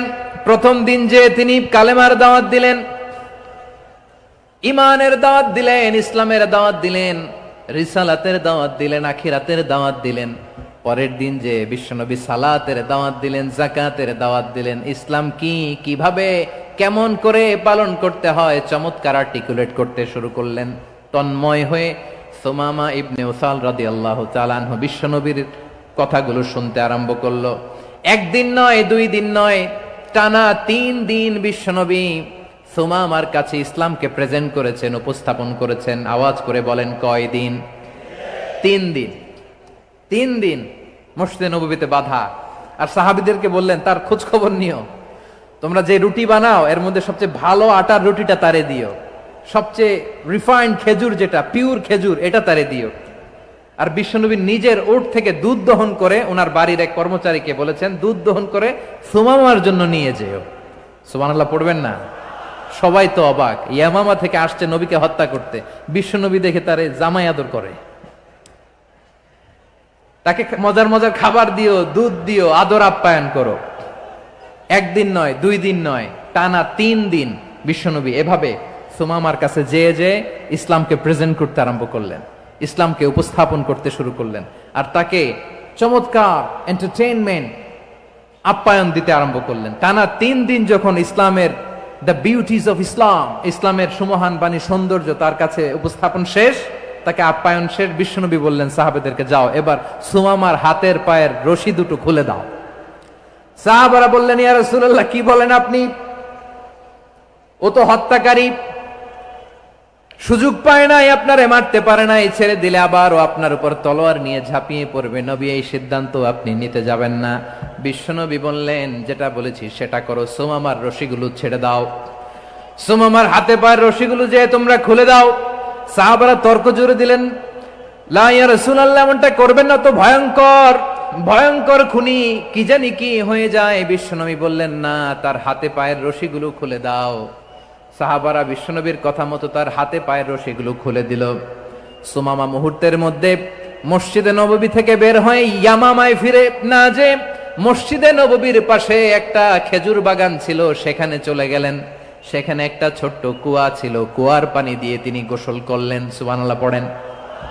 কুয়ার পানি দিয়ে গোসল করে মসজিদে নববীর সামনে এসে বিশ্বনবী এবং সাহাবাদের সামনে দাঁড়িয়ে সাব্বাবা উঁচু করে বললেন, আশহাদু আল্লা ইলাহা ইল্লাল্লাহ ওয়া আশহাদু আন্না মুহাম্মাদান আবদুহু ওয়া রাসূলুহু। আল্লাহু আকবার। আমি সাক্ষ্য দিচ্ছি আল্লাহ ছাড়া কোনো ইলাহ নাই, আর মুহাম্মদ আল্লাহ তাআলার প্রেরিত বান্দা এবং রাসূল। প্রিয় ভাইয়েরা, ইহসান দিয়ে যা জয় করা যায়, কঠোরতা দিয়ে সেটা কঠিনকালেও জয় করা যায় না। আওয়াজ করে বলেন ঠিক কি না? এবার সুমামা দাঁড়িয়ে বলে, ওগো নবী, আমি তো কালিমা পড়ে মুসলমান হয়ে গেলাম, এবার শোনেন, এই মুহূর্তের আগে আপনার চেহারার চাইতে নিকৃষ্ট কোনো চেহারা আমার কাছে ছিল না, কিন্তু শাহাদা পাঠ করার পরে আপনার চেহারার চাইতে উত্তম শ্রেষ্ঠ কোনো চেহারা আমার কাছে আর নাই। ও নবী, আজকের দিনের আগে ইসলাম ধর্মের চেয়ে নিকৃষ্ট অপছন্দনীয় কোনো ধর্ম আমার কাছে ছিল না, কিন্তু এই মুহূর্ত থেকে ইসলামের চেয়ে সেরা শ্রেষ্ঠ পছন্দনীয় কোনো ধর্ম আমার কাছে নাই। নবী গো, আজকের দিনের আগে মদিনার চাইতে অপছন্দনীয় নিকৃষ্ট কোনো শহর আমার কাছে ছিল না, কিন্তু এই মুহূর্তের পর থেকে মদিনার চাইতে কোনো শ্রেষ্ঠ শহর আমার জানা নাই। সে ছিল গমের বড় ডিলার, গম বেচতো। কি বেচতো? তার গম কিনে মক্কার লোকেরা রুটি খাইতো। সে ঘোষণা দিল, আজকে থেকে মক্কাবাসীদের জন্য সব গম আমি হারাম করে দিলাম, মক্কাবাসী এখন না খেয়ে মরে। সুবহানাল্লাহ পড়বেন না? মক্কাবাসী বিশ্বনবীর কাছে আসলেন, এসে বললেন, মুহাম্মদ, আমরা তো তোমার ভাই, তোমার চাচা, তোমার ভাতিজা, তোমার আত্মীয়, তুমি সুমামারে বলো সে যেন আবার গমের সাপ্লাই মক্কার জন্য অনুমতি দিয়ে দেয়। বিশ্বনবীর অনুমতি ক্রমে সুমামা আবার মক্কাতে গম পাঠাতে শুরু করলো। পড়েন সুবহানাল্লাহ। ইহসান, ইহসান দিয়ে আপনি যেটা জয় করতে পারবেন, you can win the heart of your enemies. ইহসান দিয়ে আপনি আপনার শত্রুর হৃদয়কে জয় করতে পারবেন। আওয়াজ করে বলেন ঠিক কি না? এজন্য আল্লাহ বললেন, ওয়া আনফিকু ফি সাবিলিল্লাহি ওয়া লা তুলকু বিআইদিকুম ইলাত তাহলুকা ওয়া আহসিনু ইন্নাল্লাহা ইউহিব্বুল মুহসিনিন। তোমরা আল্লাহর রাস্তায় দান করবে আর নিজেরা নিজেদেরকে ধ্বংসের হাতে ঠেলে দিও না। তোমরা একে অপরের প্রতি ইহসান করবে, কারণ ইহসানকারীদেরকে আল্লাহ বড্ড ভালোবাসেন। সুবহানাল্লাহ পড়েন। আবার সূরা রহমানে আল্লাহ বললেন, হাল জাযাউল ইহসানি ইল্লাল ইহসান ফাবিআইয়ি আলা, সবাই পড়েন, ফাবিআইয়ি আলাই রাব্বিকুমা তুকাযযিবান। ইহসানের প্রতিদান হিসেবে ইহসানি হয়। বিশ্বনবী সুমামার প্রতি যেমন ইহসান করেছেন, সুমামাও ঠিক তেমন ইহসান ফিরিয়ে দিয়েছে। ঠিক কিনা বলেন? তাহলে এক নম্বরে হচ্ছে আদ, ন্যায় বিচার। দুই নম্বরে সবাই বলেন ইহসান, সদাচরণ। ইহসান দুই ধরনের প্রিয় ভাইরা, ইহসান ফিল ইবাদা, ইহসান ফিল মুআমালা। ইহসান ফিল ইবাদা হচ্ছে একাগ্র অনুভবে ইবাদতে ডুব দেওয়া, এর নাম ইবাদতের ইহসান। সুবহানাল্লাহ পড়ে। বিশ্বনবী বলেন ইহসান মানে কি জানো নাকি? হাদিসে জিবরিলে সাইয়েদনা জিবরিল আলাইহিস সালাম বিশ্বনবীকে বললেন, আখবিরনি আনিল ইহসান। নবী আমাদেরকে বলেন ইহসান মানে কি? বিশ্বনবী বললেন, আনতা আবুদাল্লাহা কাআন্নাকা তারাহু ফাইন লাম তাকুন তারাহু ফাইন্নাহু ইয়ারাক। ইহসান মানে হলো এমন ভাবে তুমি আল্লাহর সামনে নিজেকে উজাড় করে ইবাদত করবে, তুমি ভাববে তুমি আল্লাহকে দেখতে পাচ্ছ। আর এটা যদি ভাবা তোমার জন্য কঠিন হয়ে যায়, অন্তত এতটুকু তুমি ভাববা যে আল্লাহ তোমাকে দেখতে পাচ্ছেন। ঠিক কিনা বলেন? ও আমার বীর চট্টলার ভাইয়েরা, কেউ যেটা দেখে না সেটা দেখে কে? এই বিশ্বাস হৃদয়ের মধ্যে আছে? নামাজে যখন দাঁড়ান এই ফিলিংসটা আনা যাবে? হ্যাঁ, এশার সালাত তো এখনো হয় নাই না? আলোচনা শেষে এশার সালাত এখানে অনুষ্ঠিত হবে, তাই না? আচ্ছা বলুন তো, আমরা এশার সালাত পর্যন্ত বেঁচে থাকবো এই গ্যারান্টি আছে কার কার? হাত তোলেন। কয়েকজন হাত তুলছে পেছনে, না বুঝে তুলে ফেলছে। এশা পর্যন্ত যে আমরা হায়াত পাবো কোনো গ্যারান্টি আছে? সবাই আওয়াজ করে বলেন, গ্যারান্টি আছে? গ্যারান্টি নাই। এই জন্য বিষ্ণু ইসলাম বলেছে, এমন ভাবে নামাজে দাঁড়াও, ইবাদত করো, মনে করো হতে পারে এটাই আমার জীবনের শেষ নামাজ। Perform the salah as if this is your last and final prayer. এমন ভাবে সালাতে দাঁড়াও, ভাবো হতে পারে এটাই তোমার জীবনের শেষ নামাজ। এমন ভাবে নামাজে দাঁড়াও, ভাবো এটাই শেষ নামাজ। তাহলে নামাজে একাগ্রতা বাড়ায় দিবে কে? ফলে ইবাদতের ইহসান আমাদের অর্জিত হবে। আর মুআমালাতে ইহসান হলো, বিশ্বনবী বলেন, ইন্নাল্লাহা তাবারাকা ওয়া তাআলা কাতাবাল ইহসানা আলা কুল্লি শাই, ফাইযা কাতালতুম ফাআহসিনুল কিতলা ওয়া ইযা যাবাহতুম ফাআহসিনুয যাবহা ওয়ালিয়ুহিদ্দা আহাদুকুম শাফরাতাহু ওয়ালিয়ুরিহ যাবিহাতাহু। ইহসান দুই ধরনের, আওয়াজ করে বলতে হবে। কয় ধরনের? সবাই বলুন আওয়াজ করে, কয় ধরনের?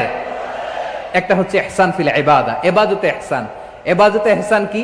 একাগ্র অনুভব দিয়ে ইবাদত করা, মন প্রাণ দিয়ে ইবাদত করা। আর মুআমালাতে ইহসান কি?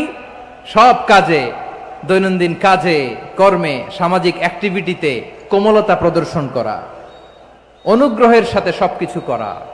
আল্লাহ তাআলা ইন্নাল্লাহা তাবারাকা ওয়া তাআলা কাতাবাল ইহসানা আলা কুল্লি শাই, তিনি সব কিছুর ব্যাপারে ইহসানকে আবশ্যক করেছেন, সবকিছুতে। মুমিনের সব কাজে ইহসানের পরশ থাকবে। আচ্ছা, কুরবানির দিন আমরা পশুগুলোরে কি করি বলেন সবাই আওয়াজ করে? জবাই। জবাই মানে তো এটার মেরেই ফেলতেছি, একটু পরে তো টুকরো টুকরো করে গোশতগুলো খাবো, এটা তো খাবো, এটা তো মেরেই ফেলবো। বিষ্ণু বলে না, জবাইয়ের মধ্যেও, মুমিনের জবাইয়ের ভেতরেও ইহসানের পরশ থাকা চাই। যখন জবাই করবে প্রাণীটাকে হাত পা টাইট করে বেঁধে নাও, ছুরিটাকে শার্পেন করে নাও, ধারালো করে নাও, যাতে অল্প সময়ে জবাইটা হয়ে যায়, প্রাণীটা যাতে কম কষ্ট পায়। সুবহানাল্লাহ পড়ে। দিস ইজ কল্ড ইহসান।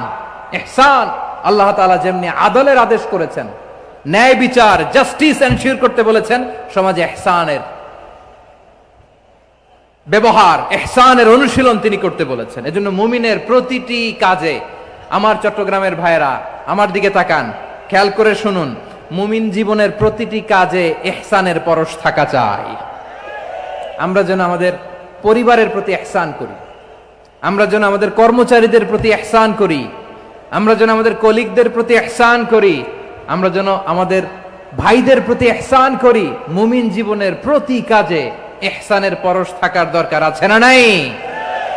কথা বুঝতে পেরেছেন? তাহলে আল্লাহ তাআলার তিনটা আদেশ ছিল, কয়টা গেল? ভুলে গেছে, ভুলে গেছে চট্টগ্রাম। তিনটা আদেশের মধ্যে কয়টা বললাম? প্রথমে কি ছিল? আদল। দুই নম্বরে, তিন নম্বরে রব্বুল আলামিন বললেন, ওয়া ইতাইদিল কুরবা, নিকটাত্মীয়দেরকে দান করো। নিকট আত্মীয়দেরকে দাও, যারা তোমাদের ব্লাড কানেকশনের আত্মীয় তাদেরকে তোমরা দাও।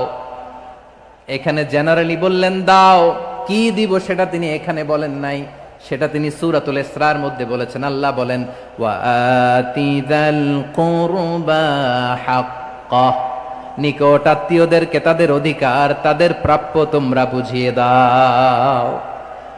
দেখেন, একটা শান্তির সমাজ, একটা সমৃদ্ধ সমাজ, একটা মানবিক সমাজ গঠনের জন্য আল্লাহ তাআলা বেশি না, মাত্র তিনটা অর্ডার, তিনটা ভার্ডিক্ট তিনি জারি করেছেন। এক নাম্বার সুশাসন, ন্যায় বিচার। দুই নাম্বার ইহসান। তিন নাম্বার নিকটাত্মীয়, যারা কাছের, তোমার ভেরি ক্লোজ রিলেশনশিপে আছে, তাদেরকে দাও। দাও, দিলে বাড়িয়ে দেয় কে? অনেকে দিতে চায় না, কৃপণতা করে। দিলে বাড়ায় দেয় কে? ও মিয়া, মদিনার মধ্যে সবচাইতে গরিব সাহাবী ছিল বেলাল রাদিয়াল্লাহু তাআলা আনহু। ওনার এন্টায়ার অ্যাসেট, সম্পদের পরিমাণ কতদূর জানেন? একটা লুঙ্গি। বেলাল রাদিয়াল্লাহু তাআলা আনহু, ওনার টোটাল ওয়েলথের এস্টিমেশন হচ্ছে মাত্র একটা লুঙ্গি। একটা লুঙ্গি, টোটাল ওয়েলথ এস্টিমেশন, টোটাল সম্পদের পরিমাণ বেলাল রাদিয়াল্লাহু তাআলা আনহুর কি ছিল? কথা বোঝে নাই বোধহয়, কি ছিল? ওই বেলাল রাদিয়াল্লাহু তাআলা আনহুকে বিষ্ণু ইসলাম বলেছেন, আনফিক ইয়া বেলাল, ও বেলাল তুমিও দাও। ওয়ালা তাখশা মিন যিল আরশি ইখলালা, আরশের অধিপতির তো কোনো ঘাটতি নাই, তুমি দিলে ওই আল্লাহ তোমারে বাড়ায় দিবে। এজন্য আমার প্রিয় ভাইয়েরা, দিলে কমে না, দিলে বাড়ে। অনেকে ধরে রাখে, নতুন কিছু নিতে পারে না, হাত দিয়ে যেটা ধরে রেখেছেন এটা দিয়ে দেন, বড় একটা ধরার সুযোগ পাবেন। জোরে বলেন ঠিক কিনা? ধরেন 5 কেজি ওজনের একটা ধরে রাখছেন, এখন 10, এটা না ছাড়লে 10 কেজি ধরতে পারবেন আপনি? আচ্ছা, 10 কেজির জিনিস একটা আছে হাতে, ওইটা যদি ছেড়ে দেন তাইলেই না 15 কেজি ধরতে পারবেন? কথা বলেন ঠিক কিনা? তাহলে দিলে বাড়িয়ে দেয় কে? রব্বুল আলামিন বললেন 3 নাম্বার আদেশ হলো তোমাদের প্রতি, সমাজটারে কেমন করে মানবিক সমাজ, সুন্দর সমাজ গড়বা। 3 নাম্বার আদেশ হলো ওয়া আতিদাল কুরবা হাক্কা, নিকটাত্মীয়দেরকে তাদের প্রাপ্য বুঝিয়ে দাও। এই নিকটাত্মীয়দেরকে তাদের অধিকার বুঝিয়ে দেওয়া, প্রাপ্য বুঝিয়ে দেওয়াতে আমাদের গাফলতি আছে না নাই? চট্টগ্রামে নাই? মাশাআল্লাহ আছে, আছে।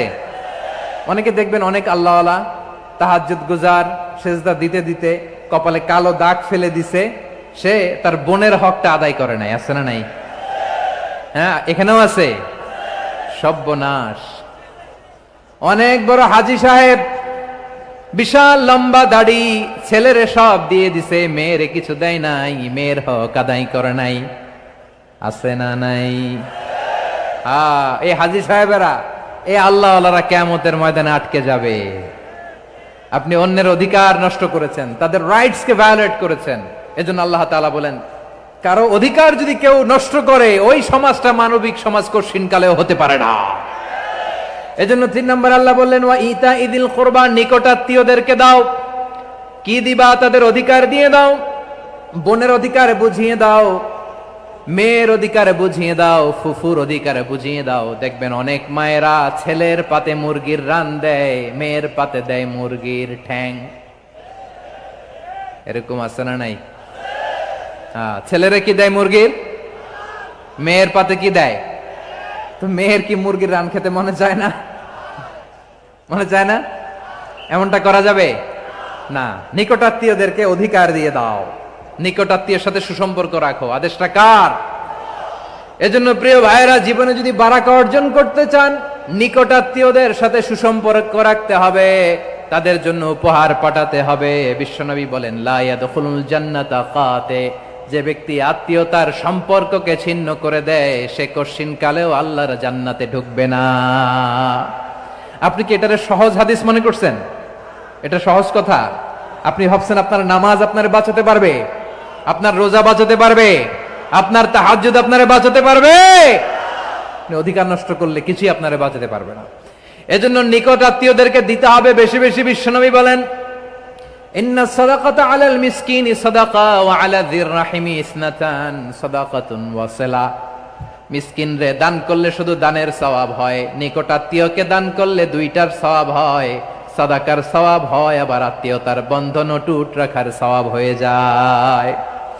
আবার বিশ্বনবী বললেন মান সাররাহু আইয়ুবসাতা লাহু ফি রিজকিহি ওয়া ইউনসা লাহু ফি আসারিহি ফালইয়াসিল রাহিমা। যে ব্যক্তি তার রিজিকের প্রশস্ততা চায় আর হায়াতে বরকত চায়, সে যেন তার আত্মীয়ের সাথে সুসম্পর্ক রাখে। আমার প্রিয় চট্টলার ভাইয়েরা, আমাদের রিজিক বাড়ুক, এটা আমরা চাই কি চাই না? সবাই চান? হ্যাঁ, আমাদের রিজিকে প্রশস্ততা আসুক, চাই কি চাই না? আমাদের হায়াতে বরকত আসুক, আমরা চাই কি চাই না? এই 2টা যদি চান, তাহলে নিকটাত্মীয়দের সাথে সুসম্পর্ক রাখবেন। পারবেন? তাহলে সমাজটারে মানবিক সমাজ বানায় দিবে কে? 3টা আদেশ চলে গেল। কয়টা? আওয়াজ করে বলেন। 1 নম্বরে কি ছিল? 2 নম্বরে, 3 নম্বরে নিকটাত্মীয়দেরকে দান। আপনাদেরকে আরো শোনার আগ্রহ আছে? আপনাদের মনোযোগ আছে না গেছে? কষ্ট হচ্ছে না? মাশাআল্লাহ, মাশাআল্লাহ। তাকবীর পড়ুন, লিল্লাহি তাকবীর।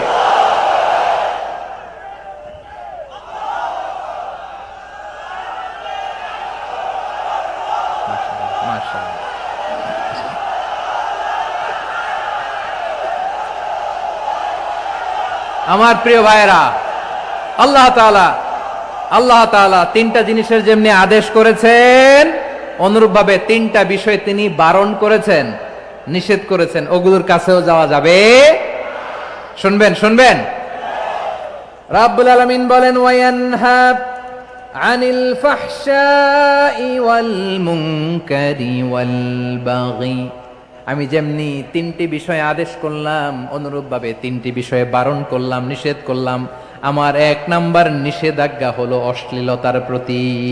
ফাহশা, ওয়ায়ানহা আনিল ফাহশা, আল্লাহ তাআলা অশ্লীলতাকে নিষেধ করেছেন। কোন জিনিসকে? সবাই বলুন, কোন জিনিসকে? যত ধরনের, যত টাইপের, যত ক্যাটাগরির অশ্লীলতা হতে পারে, সব অশ্লীলতাকে হারাম করেছেন কে? ফাহশা মানে কি? কথায়, কাজে, আচরণে, কমেন্ট, ফেসবুকের কমেন্টসে যত ধরনের নোংরামো আছে, যত ধরনের অশ্লীলতা আছে, এটাকে আরবিতে বলে ফাহশা। এটাকে কি বলে? রাব্বুল আলামিন বলেন কুল ইন্নামা হারামা রাব্বিয়াল ফাওয়াহিশা মা যাহারা মিনহা ওয়া মা বাতান। ও নবী, আপনি বলে দেন, আমার রব প্রকাশ্য, অপ্রকাশ্য, স্পষ্ট কিংবা অস্পষ্ট, দৃশ্যমান কিংবা অদৃশ্যমান সব অশ্লীলতাকে হারাম করেছেন। সব ধরনের অশ্লীলতা হারাম, সব ধরনের। আল্লাহ তাআলা আমাদেরকে অশ্লীলতা থেকে বাঁচান, অশ্লীলতা থেকে তিনি আমাদেরকে হেফাজত করুক, পড়েন আমিন। এবার বলেন, আমাদের সমাজে অশ্লীলতা আছে না নাই? চট্টগ্রামে নাই? আমি কই নাই, ওনারা বলে আছে। দেখছেন, আমি সামহাও বাঁচায় দেওয়ার ট্রাই করতেছি, আমি সামহাও বাঁচায় দেওয়ার ট্রাই করতেছি, ওনারা বলে আছে। অশ্লীলতা নানা ভাবে, নানা নামে, নানা মোড়কে আমাদের সমাজে আছে না নাই? সংস্কৃতির নামে, ফ্যাশনের নামে, বিনোদনের নামে, উপন্যাসের নামে, কনসার্টের নামে অশ্লীলতা আছে না নাই? আপনি দেখেছেন কনসার্টগুলোর অবস্থা? এই যে আতিফ আসলাম যে আসছে আমাদের দেশে, তারপর কে কে আসছে, আমাদের তরুণ তরুণীরা, আমাদের যুবক যুবতীরা, আমাদের জেনজিরা, কি অবস্থা ওইখানে? হ্যাঁ, কি অবস্থা? কে বাঁচাবে ওদের? কে রক্ষা করবে ওদের ইমানের, ওদের চরিত্রের হেফাজতের গ্যারান্টি কে দিবে? কনসার্টের নামে অশ্লীলতা আছে না নাই? ছেলে মেয়ে একে অপরকে জড়ায় ধরতেছে, একে অপরকে চুমো খাচ্ছে, প্রকাশ্যে, দিবালোকে, গণমানুষের সামনে।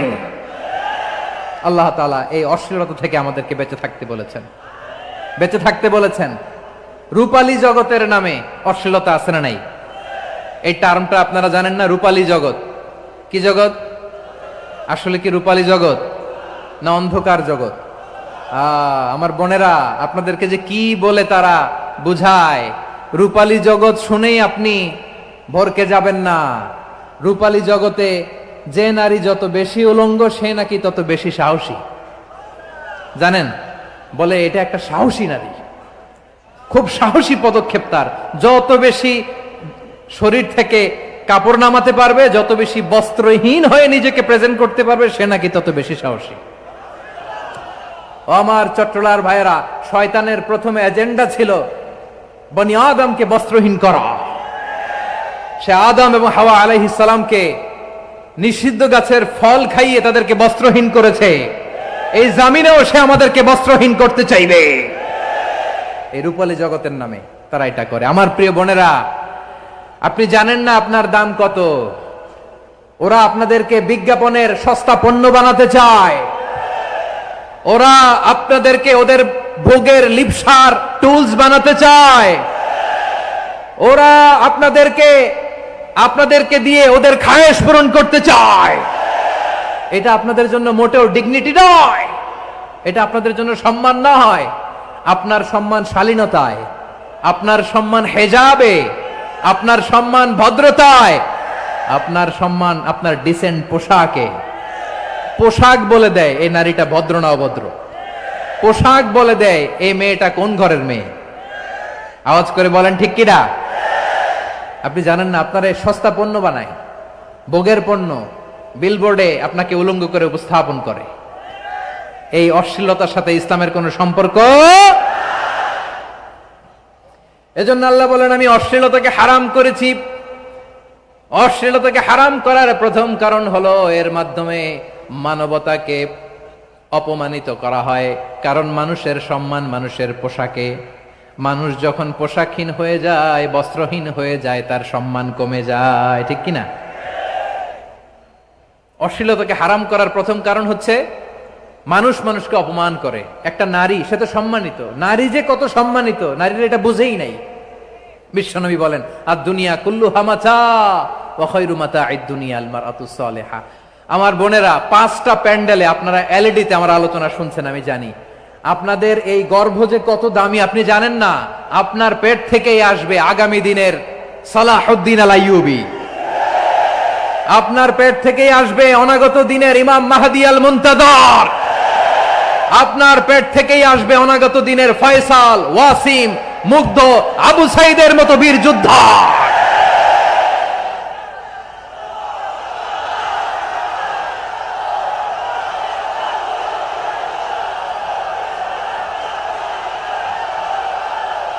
আমার বোনের ওজন খেয়াল করেন, আর দুনিয়া কুল্লুহা মাতা ওয়া খায়রু মাতা'আদ দুনিয়া আল মারআতুস সালিহা। দুনিয়ার সবকিছুই অ্যাসেট, এর মধ্যে সবচেয়ে দামি অ্যাসেট নেককার নারী। আপনার গর্ভ যে কত দামি আপনি জানেন না। নিজের সময়টাকে কাজে লাগান, কোরআন পড়েন, সুন্নাহ পড়েন। আপনার অনেক দায়িত্ব ঘরে। You are the MD of your family. একটা family it's a very big institution. পরিবার একটা অনেক বড় প্রতিষ্ঠান। and you are the MD of your institution. আপনি এই পরিবারের MD, managing director of your family. এখানে আপনার কত দায়িত্ব। আপনি ছেলে মেয়েদেরকে তারবিয়া করবেন। আপনি আপনার স্বামীর জন্য ঘরটারে জান্নাতের নীর বানাবেন। আপনার জন্য জান্নাতের ডুপ্লেক্স বাড়ি ওইখানে তৈরি করে রাখবে কে? আপনি যে কত দামি আপনি জানেন না। নারীদেরকে আল্লাহ বানিয়েছেন উচ্চতর করে, নিম্নতর নয়। নারীদেরকে ছোট্ট জিনিস দিলে এটারে বড় করে দেয়। নারীদেরকে ভ্রূণ দিলে, শুক্রাণু দিলে নারী এটারে বাচ্চা হিসেবে উপহার দেয়, ঠিক কিনা? বিয়ের মাধ্যমে স্বামী যখন তার শুক্রাণু তার স্ত্রীকে উপহার দেয়, স্ত্রী রিটার্নে কি উপহার দেয়? ফুল ফর্ম বেবি, মানব সন্তান। দেখছেন, আপনি দিলেন একটুক, উনি দিছে বিশাল। আপনি যদি নারীকে বাজার এনে দেন, নারী এটাকে সুস্বাদু খাবারে রূপান্তর করে দেয়। আপনি তাকে একটা মুচকি হাসি দিয়ে দেন, সে তার কলিজা দিয়ে দেয়।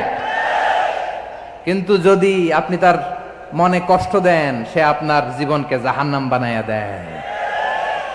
খবর আছে, নারীর মন বুঝতে পারলে নেয়ামত, বুঝতে না পারলে কিয়ামত, ঠিক কিনা বলেন? আমার প্রিয় বোনেরা, আপনি যে কত দামি আপনি জানেন না। জানেন না আপনি কত দামি, অনেক দামি আপনি। আপনাদেরকে যেন ভোগের সস্তা পণ্য বানাতে না পারে, আপনাদেরকে সচেতন থাকতে হবে, সজাগ থাকতে হবে, কনসার্ন থাকতে হবে। শয়তানের ওই হাতছানির দিকে আর নজর দেওয়া যাবে না। তাহলে কেন আল্লাহ তাআলা এই ফাহশা, অশ্লীলতাকে হারাম করলেন? 1 নাম্বার, এতে হিউম্যান ডিগনিটি কমে। 2 নাম্বার, এতে মানুষের অধিকার নষ্ট হয়। আপনি বিয়ে করেছেন, এরে পরকিয়া করেন, ওর সাথে এরকম আছে না নাই? স্ত্রীর অধিকার নষ্ট করেছেন। আপনি বিবাহ সম্পর্কে আবদ্ধ হয়েছেন তার সাথে, আপনি পরকিয়া করেন ওই ছেলের সাথে, আপনি আপনার হাজবেন্ডের সাথে বিট্রে করেছেন। এজন্য আল্লাহ অশ্লীলতাকে হারাম করেছে। অশ্লীলতাকে হারাম করার আরেকটা কারণ হচ্ছে আল্লাহ তাআলা এই হিউম্যান জেনারেশনকে এটাকে প্রিজার্ভ করতে চায়। হিফজুন নাসল, এটা মাকাসিদুশ শরিয়ার অনেক গুরুত্বপূর্ণ একটা মাকাসিদ, অনেক গুরুত্বপূর্ণ। আপনার নাসল, আপনার জেনারেশনকে সংরক্ষণ করা। এই যে আসতেছে ফেব্রুয়ারি, কত ফেব্রুয়ারি জানো? এটা কি বিশ্ব ভালোবাসা দিবস? হ্যাঁ, কি দিবস? এই বিশ্ব ভালোবাসা দিবসের সাথে মুসলমানদের কোনো সম্পর্ক নাই। আমার প্রিয় ভাইরা, এই যে আপনি অবৈধ সম্পর্কে জড়ালেন, কেন আল্লাহ অশ্লীলতাকে হারাম করেছে দেখেন। বলতেছিলাম যে এটা আপনার নাসল, আপনার জেনারেশন, আপনার লিনিয়েজ, আপনার বংশকে প্রিজার্ভ করা। কে কার বাবা, কে কার মা, বাবা মা জানা, প্রজন্মকে প্রিজার্ভ করা, এটা ইসলাম ওয়াজিব করে দিয়েছে। এই যে অবৈধ সম্পর্কের কারণে, বিশ্ব বেহায়া দিবসের কারণে, এগুলোর আউটকাম, আউটপুট হিসেবে মাঝে মাঝে ঢাকা মেডিকেলের ডাস্টবিনে নবজাতকের বাচ্চার কান্নার আওয়াজ শুনতে পাওয়া যায়। চট্টগ্রাম মেডিকেলের ডাস্টবিনে নবজাতকের কান্না শুনতে পাওয়া যায়। বীর চট্টলার মুসলমানেরা বুঝতে পারলে আওয়াজ করে বলেন, এই যে চট্টগ্রাম মেডিকেলে যে নবজাতকটা পাওয়া গেল, ওর বাবাকে আমাকে বলেন, ওর বাবাকে, ওর মাকে, ও কোন ফ্যামিলির সন্তান কেউ জানে? আপনি হিউম্যান ডিগনিটিকে অপমান করেছেন না? আপনি তার ভবিষ্যৎকে অন্ধকার করেছেন না? আপনি তার লিনিয়েজকে প্রশ্নবিদ্ধ করে দিয়েছেন না? এই জন্য আল্লাহ তাআলা অশ্লীলতাকে আমাদের জন্য হারাম করে দিয়েছেন। পড়েন সুবহানাল্লাহ। এই জন্য রব্বুল আলামিন বলেন, কুল ইন্নামা হারামা রাব্বিয়াল ফাওয়াহিশা মা যাহারা মিনহা ওয়া মা বাতান, প্রকাশ্য অপ্রকাশ্য সব অশ্লীলতাকে হারাম ঘোষণা করে দিয়েছে কে? আবার দুনিয়ার বুকে যারা অশ্লীলতার প্রসার করে তাদের জন্য শাস্তি মজুদ রেখেছে কে? রব্বুল আলামিন বলেন, ইন্নাল্লাযীনা ইউহিব্বুনা আন তাশিআল ফাহিশাতু ফিল্লাযীনা আমানু লাহুম আযাবুন আলীমুন ফিদ দুনিয়া ওয়াল আখিরাতি ওয়াল্লাহু ইয়ালামু ওয়া আনতুম লা তা'লামুন। নিশ্চয়ই যারা বিশ্বাসীদের মাঝে অশ্লীলতার প্রচার প্রসার করতে চায় তাদের জন্য আমি মর্মন্তুদ শাস্তি প্রস্তুত করে রেখেছি, দুনিয়াতেও রেখেছি, আখিরাতেও রেখেছি। ঘোষণাটা কার? যারাই নাটকের নামে, সিনেমার নামে, রূপালী জগতের নামে, মুভির নামে, ওটিটি প্ল্যাটফর্মের নামে আমার সমাজে অশ্লীলতা ছড়াতে চায় তাদের জন্য কঠিন মর্মন্তুদ শাস্তি মজুদ রেখে দিয়েছে কে? ও আমার বোনেরা, এখনো আপনি জাগবেন না? এখনো আপনার চিন্তার দুয়ারে এখনো নাড়া পড়ে নাই? ওরা আপনাকে উলঙ্গ বানাতে চায়, ওরা আপনাকে আইটেম গার্ল বানাতে চায়। এজন্য ইসলাম অশ্লীলতাকে হারাম করেছে। হারাম। ইসলাম বলেছে যোজন যোজন দূরে থাকো, ওরা বলে না কাছে আসো, কাছে আসার গল্প, ক্লোজ আপ ওয়ান, কাছে আসার গল্প আছে না নাই? চট্টগ্রামে তো এগুলো নাই মাশাআল্লাহ। হ্যাঁ, এখানেও আছে ক্লোজ আপ ওয়ান, কাছে আসার গল্প। আল্লাহ বলেন ওয়ালা তাকরাবুজ জিনা, কাছেও এসো না, জিনা থেকে যোজন যোজন কিলো দূরে থাকো, ওরা বলে কাছে আসার গল্প। আমার বীর চট্টলার ভাইয়েরা, কাছে আসতে হলে আমরা কোরআনের কাছে আসব, কাছে আসতে হলে নবীর কাছে আসব, কাছে আসার গল্প হবে আমার রবের কাছে আসার গল্প। চিল্লায় বলো ঠিক কিনা?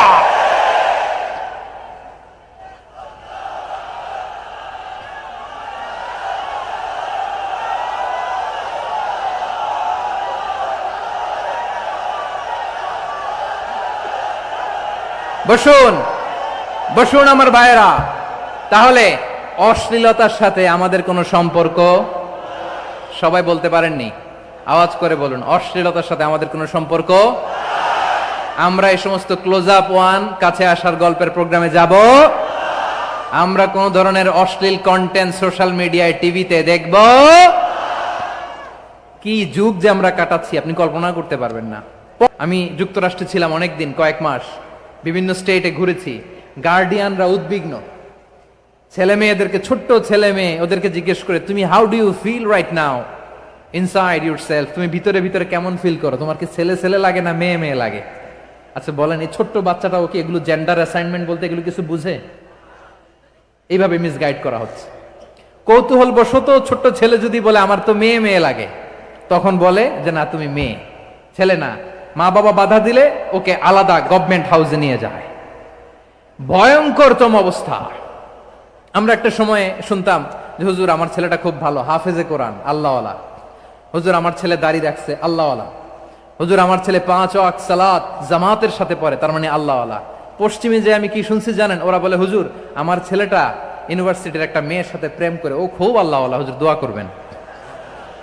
এর কারণ ওদের কাছে আল্লাহওয়ালার ক্রাইটেরিয়া হচ্ছে হুজুর আমার ছেলেটা আরেক ছেলের পছন্দ করে নাই, আমার মেয়েটা আরেক মেয়েকে ভালোবাসে নাই, এজন্য আমার ছেলেটা আল্লাহওয়ালা, হুজুর ওর জন্য একটু দোয়া করে দিয়েন। কি চ্যালেঞ্জ ওরা ফেস করতেছে। ওনার ছেলে যে আরেক ছেলেরে বিয়ে করবে না, এটাতেই উনি খুশি যে আলহামদুলিল্লাহ আমার ছেলেটা একটা মেয়েরে ভালোবাসে, আমার মেয়েটা একটা ছেলেরে ভালোবাসে, মানে এটা খুব আল্লাহওয়ালা। নাউজুবিল্লাহ পড়তে পারলেন না? এজন্য অশ্লীলতার সাথে আমাদের কোনো সম্পর্ক। রাব্বুল আলামিন বলেন ওয়ায়ানহা আনিল ফাহশাই ওয়াল মুনকারি ওয়াল বাগি, তিনটা জিনিসকে আমি নিষিদ্ধ করলাম। এক নাম্বার হলো ফাহশা, অশ্লীলতা। দুই নম্বরে হলো মুনকার, সমস্ত মন্দ কাজ। আপনাদের মনোযোগ আছে না? শেষ করে দিব? আর 2-1 মিনিট শুনবেন? আচ্ছা বলি তাহলে, আর 2-1 মিনিট। তাহলে নিষেধাজ্ঞা জারি করেছেন তিনটা জিনিসের উপর। এক নাম্বার কি? ফাহশা, অশ্লীলতা। 2 নাম্বার মুনকার। মুনকার মানে হচ্ছে যত মন্দ কাজ, খারাপ কাজ, বাজে কাজ, এটার বলে মুনকার। এটার কি বলে? আপনারা পড়ছেন না, তা'মুরুনা বিল মা'রুফি ওয়া তানহাউনা আনিল মুনকার। ভালো কাজের আদেশ, সৎ কাজের আদেশ, অসৎ কাজের নিষেধ। মুনকার, মুনকার হচ্ছে মানুষের স্বাভাবিক বিবেক বোধ যেটাকে খারাপ বলে, ওইটাই মুনকার। পৃথিবীর সব আসমানি গ্রন্থ যেটাকে খারাপ বলেছে, মানুষের স্বাভাবিক বিবেক বোধ যেটাকে খারাপ বলেছে, এগুলো সব মুনকার। যেমন ইফটিজিং, এটা কি ভালো না খারাপ? মজুদদারি, খাদ্যে ভেজাল দেওয়া, ওজনে কম দেওয়া, মাছে ফরমালিন মিশানো, চাঁদাবাজি, টেন্ডারবাজি, দখলবাজি, এগুলো আমাদের স্বাভাবিক বিবেকেই বলে এগুলো খারাপ, এগুলো হচ্ছে মুনকার। আল্লাহ তাআলা এই মুনকার থেকে আমাদেরকে বেঁচে থাকতে বলেন, আর শয়তান এই মুনকারের প্রতি আমাদেরকে উদ্বুদ্ধ করে। আল্লাহ তাআলা বললেন, ইয়া আইয়ুহাল্লাযীনা আমানু লা তাত্তাবিউ খুতুওয়াতিশ শাইতান ফাইন ওয়া মান ইয়াত্তাবি' খুতুওয়াতিশ শাইতানি ফাইন্নাহু ইয়া'মুরু বিল ফাহশাই ওয়াল মুনকার। আল্লাহ বললেন, ও আমার গোলামেরা শোনো শোনো, ও আমার বিশ্বাসী বান্দারা খবরদার, তোমরা কশিনকালেও শয়তানের পদাঙ্ক অনুসরণ করবে না, কারণ শয়তান তোমাদেরকে অশ্লীলতা এবং মন্দ কাজের দিকে উদ্বুদ্ধ করে। আমাদের কাজ হচ্ছে শয়তান আমাদেরকে যেদিকে নিতে চায় আমরা তার উল্টা দিকে যাব, ঠিক কিনা বলে? শয়তান এই মন্দ কাজকে আমাদের কাছে বিউটিফাই করে, চাকচিক্যময় করে আমাদের সামনে উপস্থাপন করে। এজন্য আল্লাহ বলেন মুনকারকে থামাতে হবে, মুনকার প্রতিরোধ করতে হবে। মুনকার প্রতিরোধের দায়িত্ব শুধু আমাদের নাকি? শুধু আপনার খতিব সাহেবের, ইমাম সাহেবের, নাকি মুসলিম উম্মার সবার? আওয়াজ করে বলুন, মুনকার, অসৎ কাজ প্রতিরোধের দায়িত্ব কার?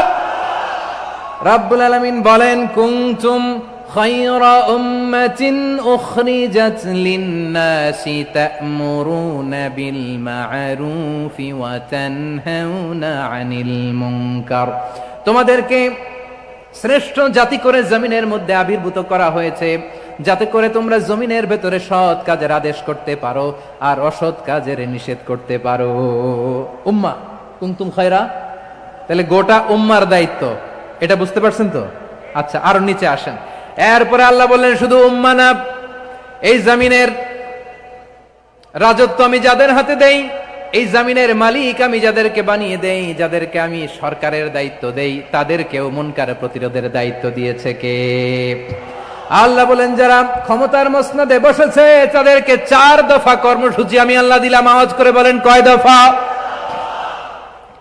আল্লাহ বলেন, আল্লাযীনা ইম্মাক্কান্নাহুম ফিল আরদি আকামুস সালাতা ওয়া আতাউয যাকাতা ওয়া আমারু বিল মা'রুফি ওয়া নাহাউ আনিল মুনকার ওয়ালিল্লাহি আকিবাতুল উমুর। যারা এই জমিনের উত্তরাধিকার হয়েছে তারা 4 দফা কর্মসূচি নিয়ে সামনে আগাবা। সালাত কায়েম করবা, যাকাত আদায় করবা, সৎ কাজের আদেশ দিবা, অসৎ কাজ থেকে মুনকার প্রতিরোধ করবা। আদেশটা কার? আমার প্রিয় চট্টলার ভাইরা, পুরো উম্মার দায়িত্ব মুনকার প্রতিরোধ করা, সরকার প্রধানের দায়িত্ব মুনকার প্রতিরোধ করা। এরপর আল্লাহ বলেন, প্রতিটা ফ্যামিলির যিনি প্রধান সিইও বাবা, প্রত্যেক বাবারও দায়িত্ব এই মুনকার প্রতিরোধ করা। আওয়াজ করে বলেন ঠিক কিনা? যেমনটি সাইয়েদনা লুকমান আলাইহিস সালাম ওনার কলিজার টুকরা সন্তানকে আদেশ করেছেন, ইয়া বুনাইয়া আকিমিস সালাতা ওয়া'মুর বিল মা'রুফি ওয়ানহা আনিল মুনকার। পড়েন সুবহানাল্লাহ। বাবা ছেলেকে সবক দিচ্ছে। কে সবক দিচ্ছে? কাকে? লুকমান আলাইহিস সালাম ছেলেকে বলতেছে, ওরে আমার কলিজার টুকরা সন্তান, ওরে আমার বাছা, নামাজ কায়েম করবা, সৎ কাজের আদেশ দিবা, আর মুনকার প্রতিরোধ করবা, অসৎ কাজ, সমাজ থেকে খারাপ কাজকে ঝেঁটে বিদায় করে দিবা। তাহলে দেখেন আমি স্টেপ বাই স্টেপ নামলাম। পুরা উম্মার দায়িত্ব, জমিনের উত্তরাধিকারী আল্লাহ যাদেরকে বানিয়েছেন সরকার, তাদের দায়িত্ব, প্রতিটি ফ্যামিলির প্রধানের দায়িত্ব, এরপরে বিশ্বনবী বলেন সচেতন প্রতিটি মুসলিমের দায়িত্ব সমাজ থেকে মুনকারকে উৎখাত করা। বিশ্বনবী বলেছেন মান রাআ মিনকুম মুনকারান ফালিয়ুগাইয়িরহু বিয়াদিহি ফাইন লাম ইস্তাতি ফাবিলিসানিহি ওয়া ইন লাম ইস্তাতি ফাবিকলবিহি ওয়া যালিকা আযআফুল ঈমান। সমাজে যে মুনকার দেখবে, খারাপ কাজ দেখবে, সে যেন হাত দিয়ে সেটাকে থামায়। কি দিয়ে? আপনাদের তো হাত নাই না? হাত আছে, হাত আছে। ওরা যেই হাত দিয়ে অন্যায় করে ওইটা প্রতিরোধের জন্য আমাদেরও হাত আছে না নাই? থামাতে হবে, থামাতে হবে।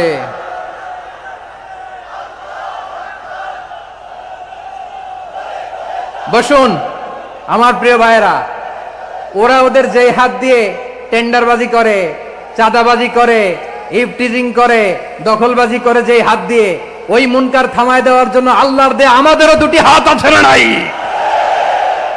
আমাদেরও হাত আছে। থামাইতে হবে, থামাইতে হবে, হিম্মত করতে হবে। আমার প্রিয় ভাইয়েরা, না থামালে আমরাই ডুববো শেষমেশ। আমাদের বাঁচার জন্য হলেও থামাইতে হবে। রব্বুল আলামিন বলেন ওয়াত্তাকু ফিতনাতাল লা তুসিবান্নাল্লাযীনা যালামু মিনকুম খাসসা। ও আমার গোলামেরা, ওই আযাবকে ভয় করো যে আযাব যখন আমি জমিনের বুকে পাঠাই শুধু জালেমদেরকেই মারি না, আলেমদেরকেও মারি। আযাব যখন আসে তখন শুধু জালিমই মরে না, আলেমও মরে। জানেন মুসা আলাইহিস সালামের পায়ে একবার একটা লাল পোকা কামড় দিয়েছে, লাল পিঁপড়া। লাল পিঁপড়া কামড় দিলে খুব আরাম লাগে না? কি লাগে? হ্যাঁ, জলে না? লাল একটা পিঁপড়া কামড় দিছে, তো উনি রেগে মেগে পাশি দেখে লাল পিঁপড়ার বাসা, পা দিয়ে ডলে মুছে সবগুলো পিঁপড়া মেরে ফেলছে।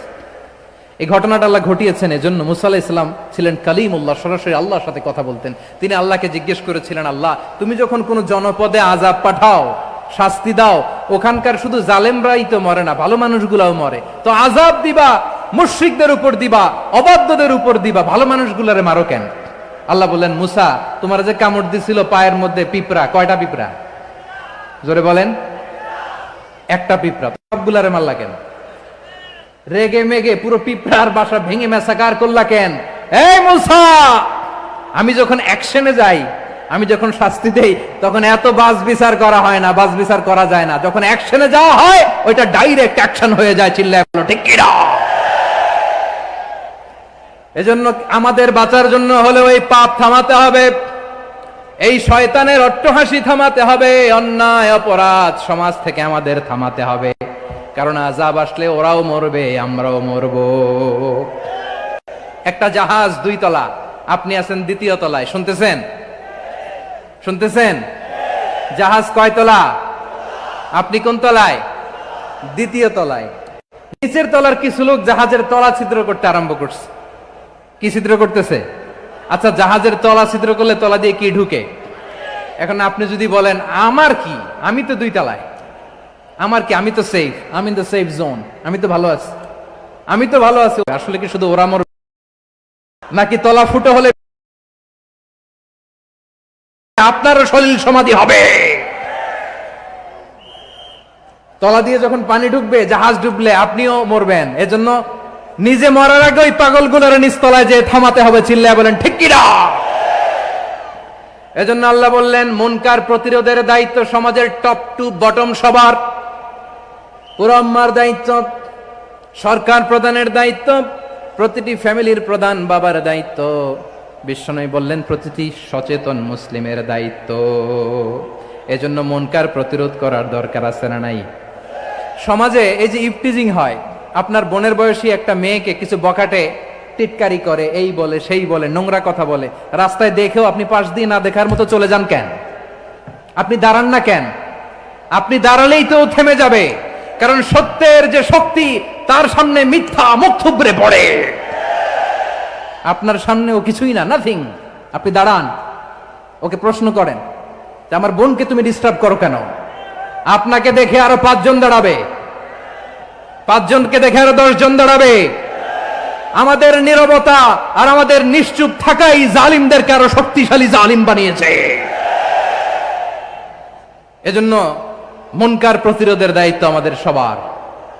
টেন্ডারবাজি, চাঁদাবাজি, দুর্নীতি, অপরাধ, দখলদারিত্ব, মজুদদারি, এগুলো সব কিছু একসাথে প্রতিরোধ করতে হবে, ঠিক কিনা বলেন?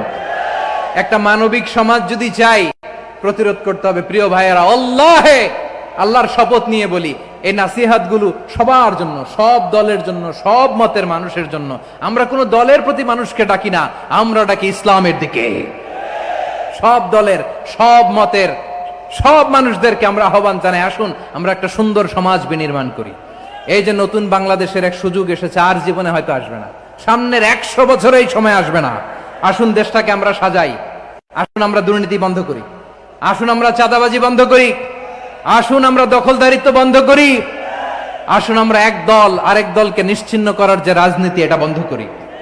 সব দলের প্রতি আমার আহ্বান। আমি কিছুদিন আগে একটা নিউজ দেখলাম, ওই যে লন্ডনে বসে জনাব তারেক রহমান সাহেবকে আমি ধন্যবাদ দিতে চাই। উনি সংবাদ শোনা মাত্রই ওনার দলের অনেক চাঁদাবাজকে উনি বহিষ্কার করেছেন। I do appreciate. প্রতিটি দলের এরকম ইনিশিয়েটিভ নেওয়ার দরকার আছে না নাই? যে কোনো দলে এই প্র্যাকটিসটা থাকার দরকার আছে না নাই? চাঁদাবাজদের সাথে আপনারা নিজেদেরকে মুক্ত ঘোষণা করবেন যে এরা আমার দলের কর্মী হতে পারে না। আমরা চাঁদাবাজ মুক্ত বাংলাদেশ চাই, জুলুম মুক্ত বাংলাদেশ চাই, ফ্যাসিজম মুক্ত বাংলাদেশ চাই, গুণ খুন খারাপি মুক্ত বাংলাদেশ চাই। আমরা নতুন ভোরের বাংলাদেশ চাই। ওই বাংলাদেশ পাওয়ার জন্য মুনকার প্রতিরোধে, অন্যায় প্রতিরোধে যদি বাঘের বাচ্চার মতো, আবু সাইদের মতো 2 হাত উঁচু করে, বুককে টান টান করে প্রসারিত করে দাঁড়াতে হয়, রাজি আছে মুসলমান? কারা কারা রাজি? আল্লাহকে হাত দেখিয়ে প্রতিজ্ঞা করো।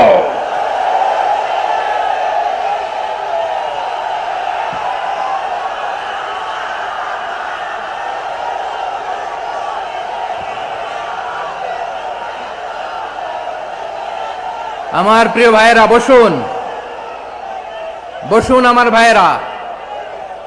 রাব্বুল আলামিন বলেন, ওয়ায়ানহা আনিল ফাহশাই ওয়াল মুনকারি ওয়াল বাগি ইয়াইদুকুম লাআল্লাকুম তাযাক্কারুন। বসুন। আল্লাহ বললেন, আমি অশ্লীলতাকে নিষেধ করি, আমি সব ধরনের মন্দ কাজকে নিষিদ্ধ করি, সব শেষে আমি সীমা লঙ্ঘনকে তোমাদের জন্য নিষিদ্ধ করি। আলোচনা মনে আছে তো? না ভুলে গেছেন? নিষিদ্ধ করেছেন কয়টা জিনিস? 1 নম্বরে অশ্লীলতা, 2 নম্বরে মুনকার তথা সব মন্দ কাজ, 3 নম্বরে আল বাগি, সীমা লঙ্ঘন, ক্রসিং দ্য লিমিট। সীমা লঙ্ঘন করা ভালো না। We all should know our limits. চিল্লায় বলেন ঠিক কিনা? একই আয়াতে আল্লাহ বললেন, কুল ইন্নামা হাররামা রাব্বিয়াল ফাওয়াহিশা মা যাহারা মিনহা ওয়া মা বাতানা ওয়াল ইসমা ওয়াল বাগিয়া বিগাইরিল হক। অন্যায় ভাবে যে অবাধ্য হয়, যে সীমা লঙ্ঘন করে, তাদেরকেও আমি এটা হারাম করে দিলাম। সীমা লঙ্ঘন করা হারাম, সীমা লঙ্ঘন করা হারাম। আল্লাহ বারবার আমাদেরকে ওয়ার্নিং দেয়। যখন আমরা থামি না তখন আল্লাহ ধরে, আর যখন ধরে তখন ছাড়ে না। ধরে না, ধরলে আল্লাহ। ফেরাউনকে কিন্তু হুট করে ধরে নাই, আপনারা জানেন 9 বার ওয়ার্নিং দিয়েছে। ফেরাউনকে আল্লাহ তাআলা ওয়ার্নিং দিয়েছিল কয়বার? বীর চট্টলার বীর সেনানীরা আওয়াজ করে বলেন, ফেরাউনকে ধরার আগে ওয়ার্নিং দেয়া হয়েছিল কয়টা? রাব্বুল আলামিন বলে, ওয়ালাকাদ আতাইনা মূসা 9 আয়াতিন বাইয়িনাত। 9টা মুআজিজা দেখিয়েছি। 1 2 3 বারবার এইভাবে রিমাইন্ডার, ওইভাবে রিমাইন্ডার, এইভাবে নসিহাত, ওইভাবে দাওয়া। ফাকুলা লাহু কাওলান লাইয়িনা, নরম করে বলো, সফট করে বলো, যত ওয়ে হতে পারে দাওয়া মেথডোলজির। মূসা আলাইহিস সালামের সব অ্যাপ্লাই শেষ। 10ম বারে যে আল্লাহ ধরছে, 10ম বারে যে ধরেছে। এজন্য আল্লাহ বলেন, আমি সীমালঙ্ঘনকে পছন্দ করি না। কোরআনের অন্য আয়াতে বাগীকে বলা হয়েছে আল ইতিদা, সীমা লঙ্ঘন যারা করে তাদেরকে আল্লাহ বলেছেন মু'তাদিন। وقاتلوا في سبيل الله الذين يقاتلونكم ولا تعتدوا إن الله لا يحب المعتدين। আমি সীমা লঙ্ঘনকারীদেরকে কোশ্চিনকালেও পছন্দ করি না। আমরা যেন সীমা লঙ্ঘন না করি, রাজি আছেন তো? যে কোনো ক্ষেত্রে ইবাদতে যেন সীমা লঙ্ঘন না করি। অনেকে আমরা ইবাদতে সীমা লঙ্ঘন করে ফেলি। বিশ্বনবী সাল্লাল্লাহু আলাইহি ওয়াসাল্লাম যেটা শিখিয়েছেন এর বাইরে যে অতিরিক্ত বুজুর্গ হতে চায় এরকম আছে না নাই? করা যাবে না, কোনো ক্ষেত্রেই সীমা লঙ্ঘন করা যাবে, এমনকি যুদ্ধ ক্ষেত্রেও না। বিশ্বনবী সাল্লাল্লাহু আলাইহি ওয়াসাল্লাম বলেন খবরদার যুদ্ধ ক্ষেত্রেও সীমা লঙ্ঘন করো না। কি সুন্দর ইসলাম আমরা পেয়েছি। বিশ্বনবী বলেন খবরদার যুদ্ধের ময়দানে কোনো নারীর গায়ে হাত তোলো না, কোনো শিশুর গায়ে হাত তোলো না, কোনো গবাদি পশু হত্যা করো না, কোনো শস্য ক্ষেত্র ধ্বংস করো না, ইবাদতরত অন্য ধর্মের কোনো সন্ন্যাসীর গায়ে হাত তোলো না। বলেন সুবহানাল্লাহ। তাহলে আমরা সীমা লঙ্ঘন করতে পারবো? প্রিয় ভাইরা, একটা সুখী সমৃদ্ধ শান্তির সমাজ, মানবিক সমাজ যদি আমরা গঠন করতে চাই, আমাদের আল্লাহর দেয়া কয়টা আদেশ মানতে হবে বলেন দেখি? সবাই বলেন কয়টা? আর বেঁচে থাকতে হবে কয়টা জিনিস থেকে? আওয়াজ করে বলেন কয়টা? আচ্ছা, আদেশ নাম্বার 1 কি ছিল বলেন? আল্লাহর আদেশ কি? 1 নাম্বার আদাল, ন্যায় পরায়ণতা। আমরা সুবিচার, সুশাসন, ন্যায় বিচার চাই কি চাই না? 2 নম্বরে কি ছিল? মাশাআল্লাহ, আওয়াজ করে বলেন 2 নম্বরে কি ছিল? ইহসান। আমরা যেন সবার প্রতি দয়া পরবশ হই, ইহসান করি। 3 নম্বরে কি ছিল? নিকটাত্মীয়দের দান করা, তাদের অধিকার প্রাপ্য বুঝিয়ে দেওয়া। পাশাপাশি 3টা জিনিস থেকে আল্লাহ বারণ করেছেন, নিষেধ করেছেন। তার প্রথমটা ফাহশা, অশ্লীলতা। অশ্লীলতার সাথে আমাদের কোনো সম্পর্ক। আজকের এই ঐতিহাসিক চট্টগ্রামের প্যারেড ময়দান থেকে আমরা যত ধরনের মা যাহারা মিনহা মা বাতান, প্রকাশ্য অপ্রকাশ্য, দৃশ্যমান অদৃশ্যমান, সব অশ্লীলতা থেকে নিজেদেরকে মুক্ত ঘোষণা করলাম। অশ্লীলতাকে আমরা না বলে দিলাম। আওয়াজ করে সবাই বলুন নো। অশ্লীলতার সাথে আমাদের কোনো সম্পর্ক। 2 নম্বর নিষেধাজ্ঞা কি ছিল? আল মুনকার, সমাজের যত মন্দ কাজ এগুলোকে আমরা প্রতিরোধ করব। রাজি আছেন তো সবাই? 3 নম্বরে আল বাগি, সীমালঙ্ঘন। কোন মুসলিম সীমালঙ্ঘন করে না, এমনকি যুদ্ধ ক্ষেত্রেও না। আওয়াজ করে বলেন ঠিক কি না? রাব্বুল আলামিন শেষে বললেন ইয়াইদুকুম লাআল্লাকুম তাযাক্কারুন। আল্লাহ তোমাদেরকে উপদেশ দেন যাতে তোমরা শিক্ষা গ্রহণ করো। আমরা উপদেশ দিব, আমরা জোর করে কাউরে কিছু মানাতে চাই না। লা ইকরাহা ফিদ্দিন ওয়া যাক্কির ফা ইন্না যিকরা তানফাউল মুমিনিন। উপদেশ দিলে এটা মুমিনদের কাজে দেয়। লাস্তা আলাইহিম বিমুসাইতির ইন্নামা আনতা মুযাক্কির। নবী হে, আপনি রিমাইন্ডার দাতা, আপনি উপদেশ দিবেন। আমরাও বিশ্বনবীর এই হাদিসগুলো থেকে, কোরআনের আয়াত থেকে রিমাইন্ডার, এই কথামালা, বাণী বাহক হিসেবে এই বাণীগুলো আপনাদের সাথে কাছে পৌঁছে দিলাম। আমরা আল্লাহ তাআলার কাছে প্রার্থনা করি, আল্লাহ আমরা যেন আদল দিয়ে আমাদের সমাজকে গঠন করতে পারি।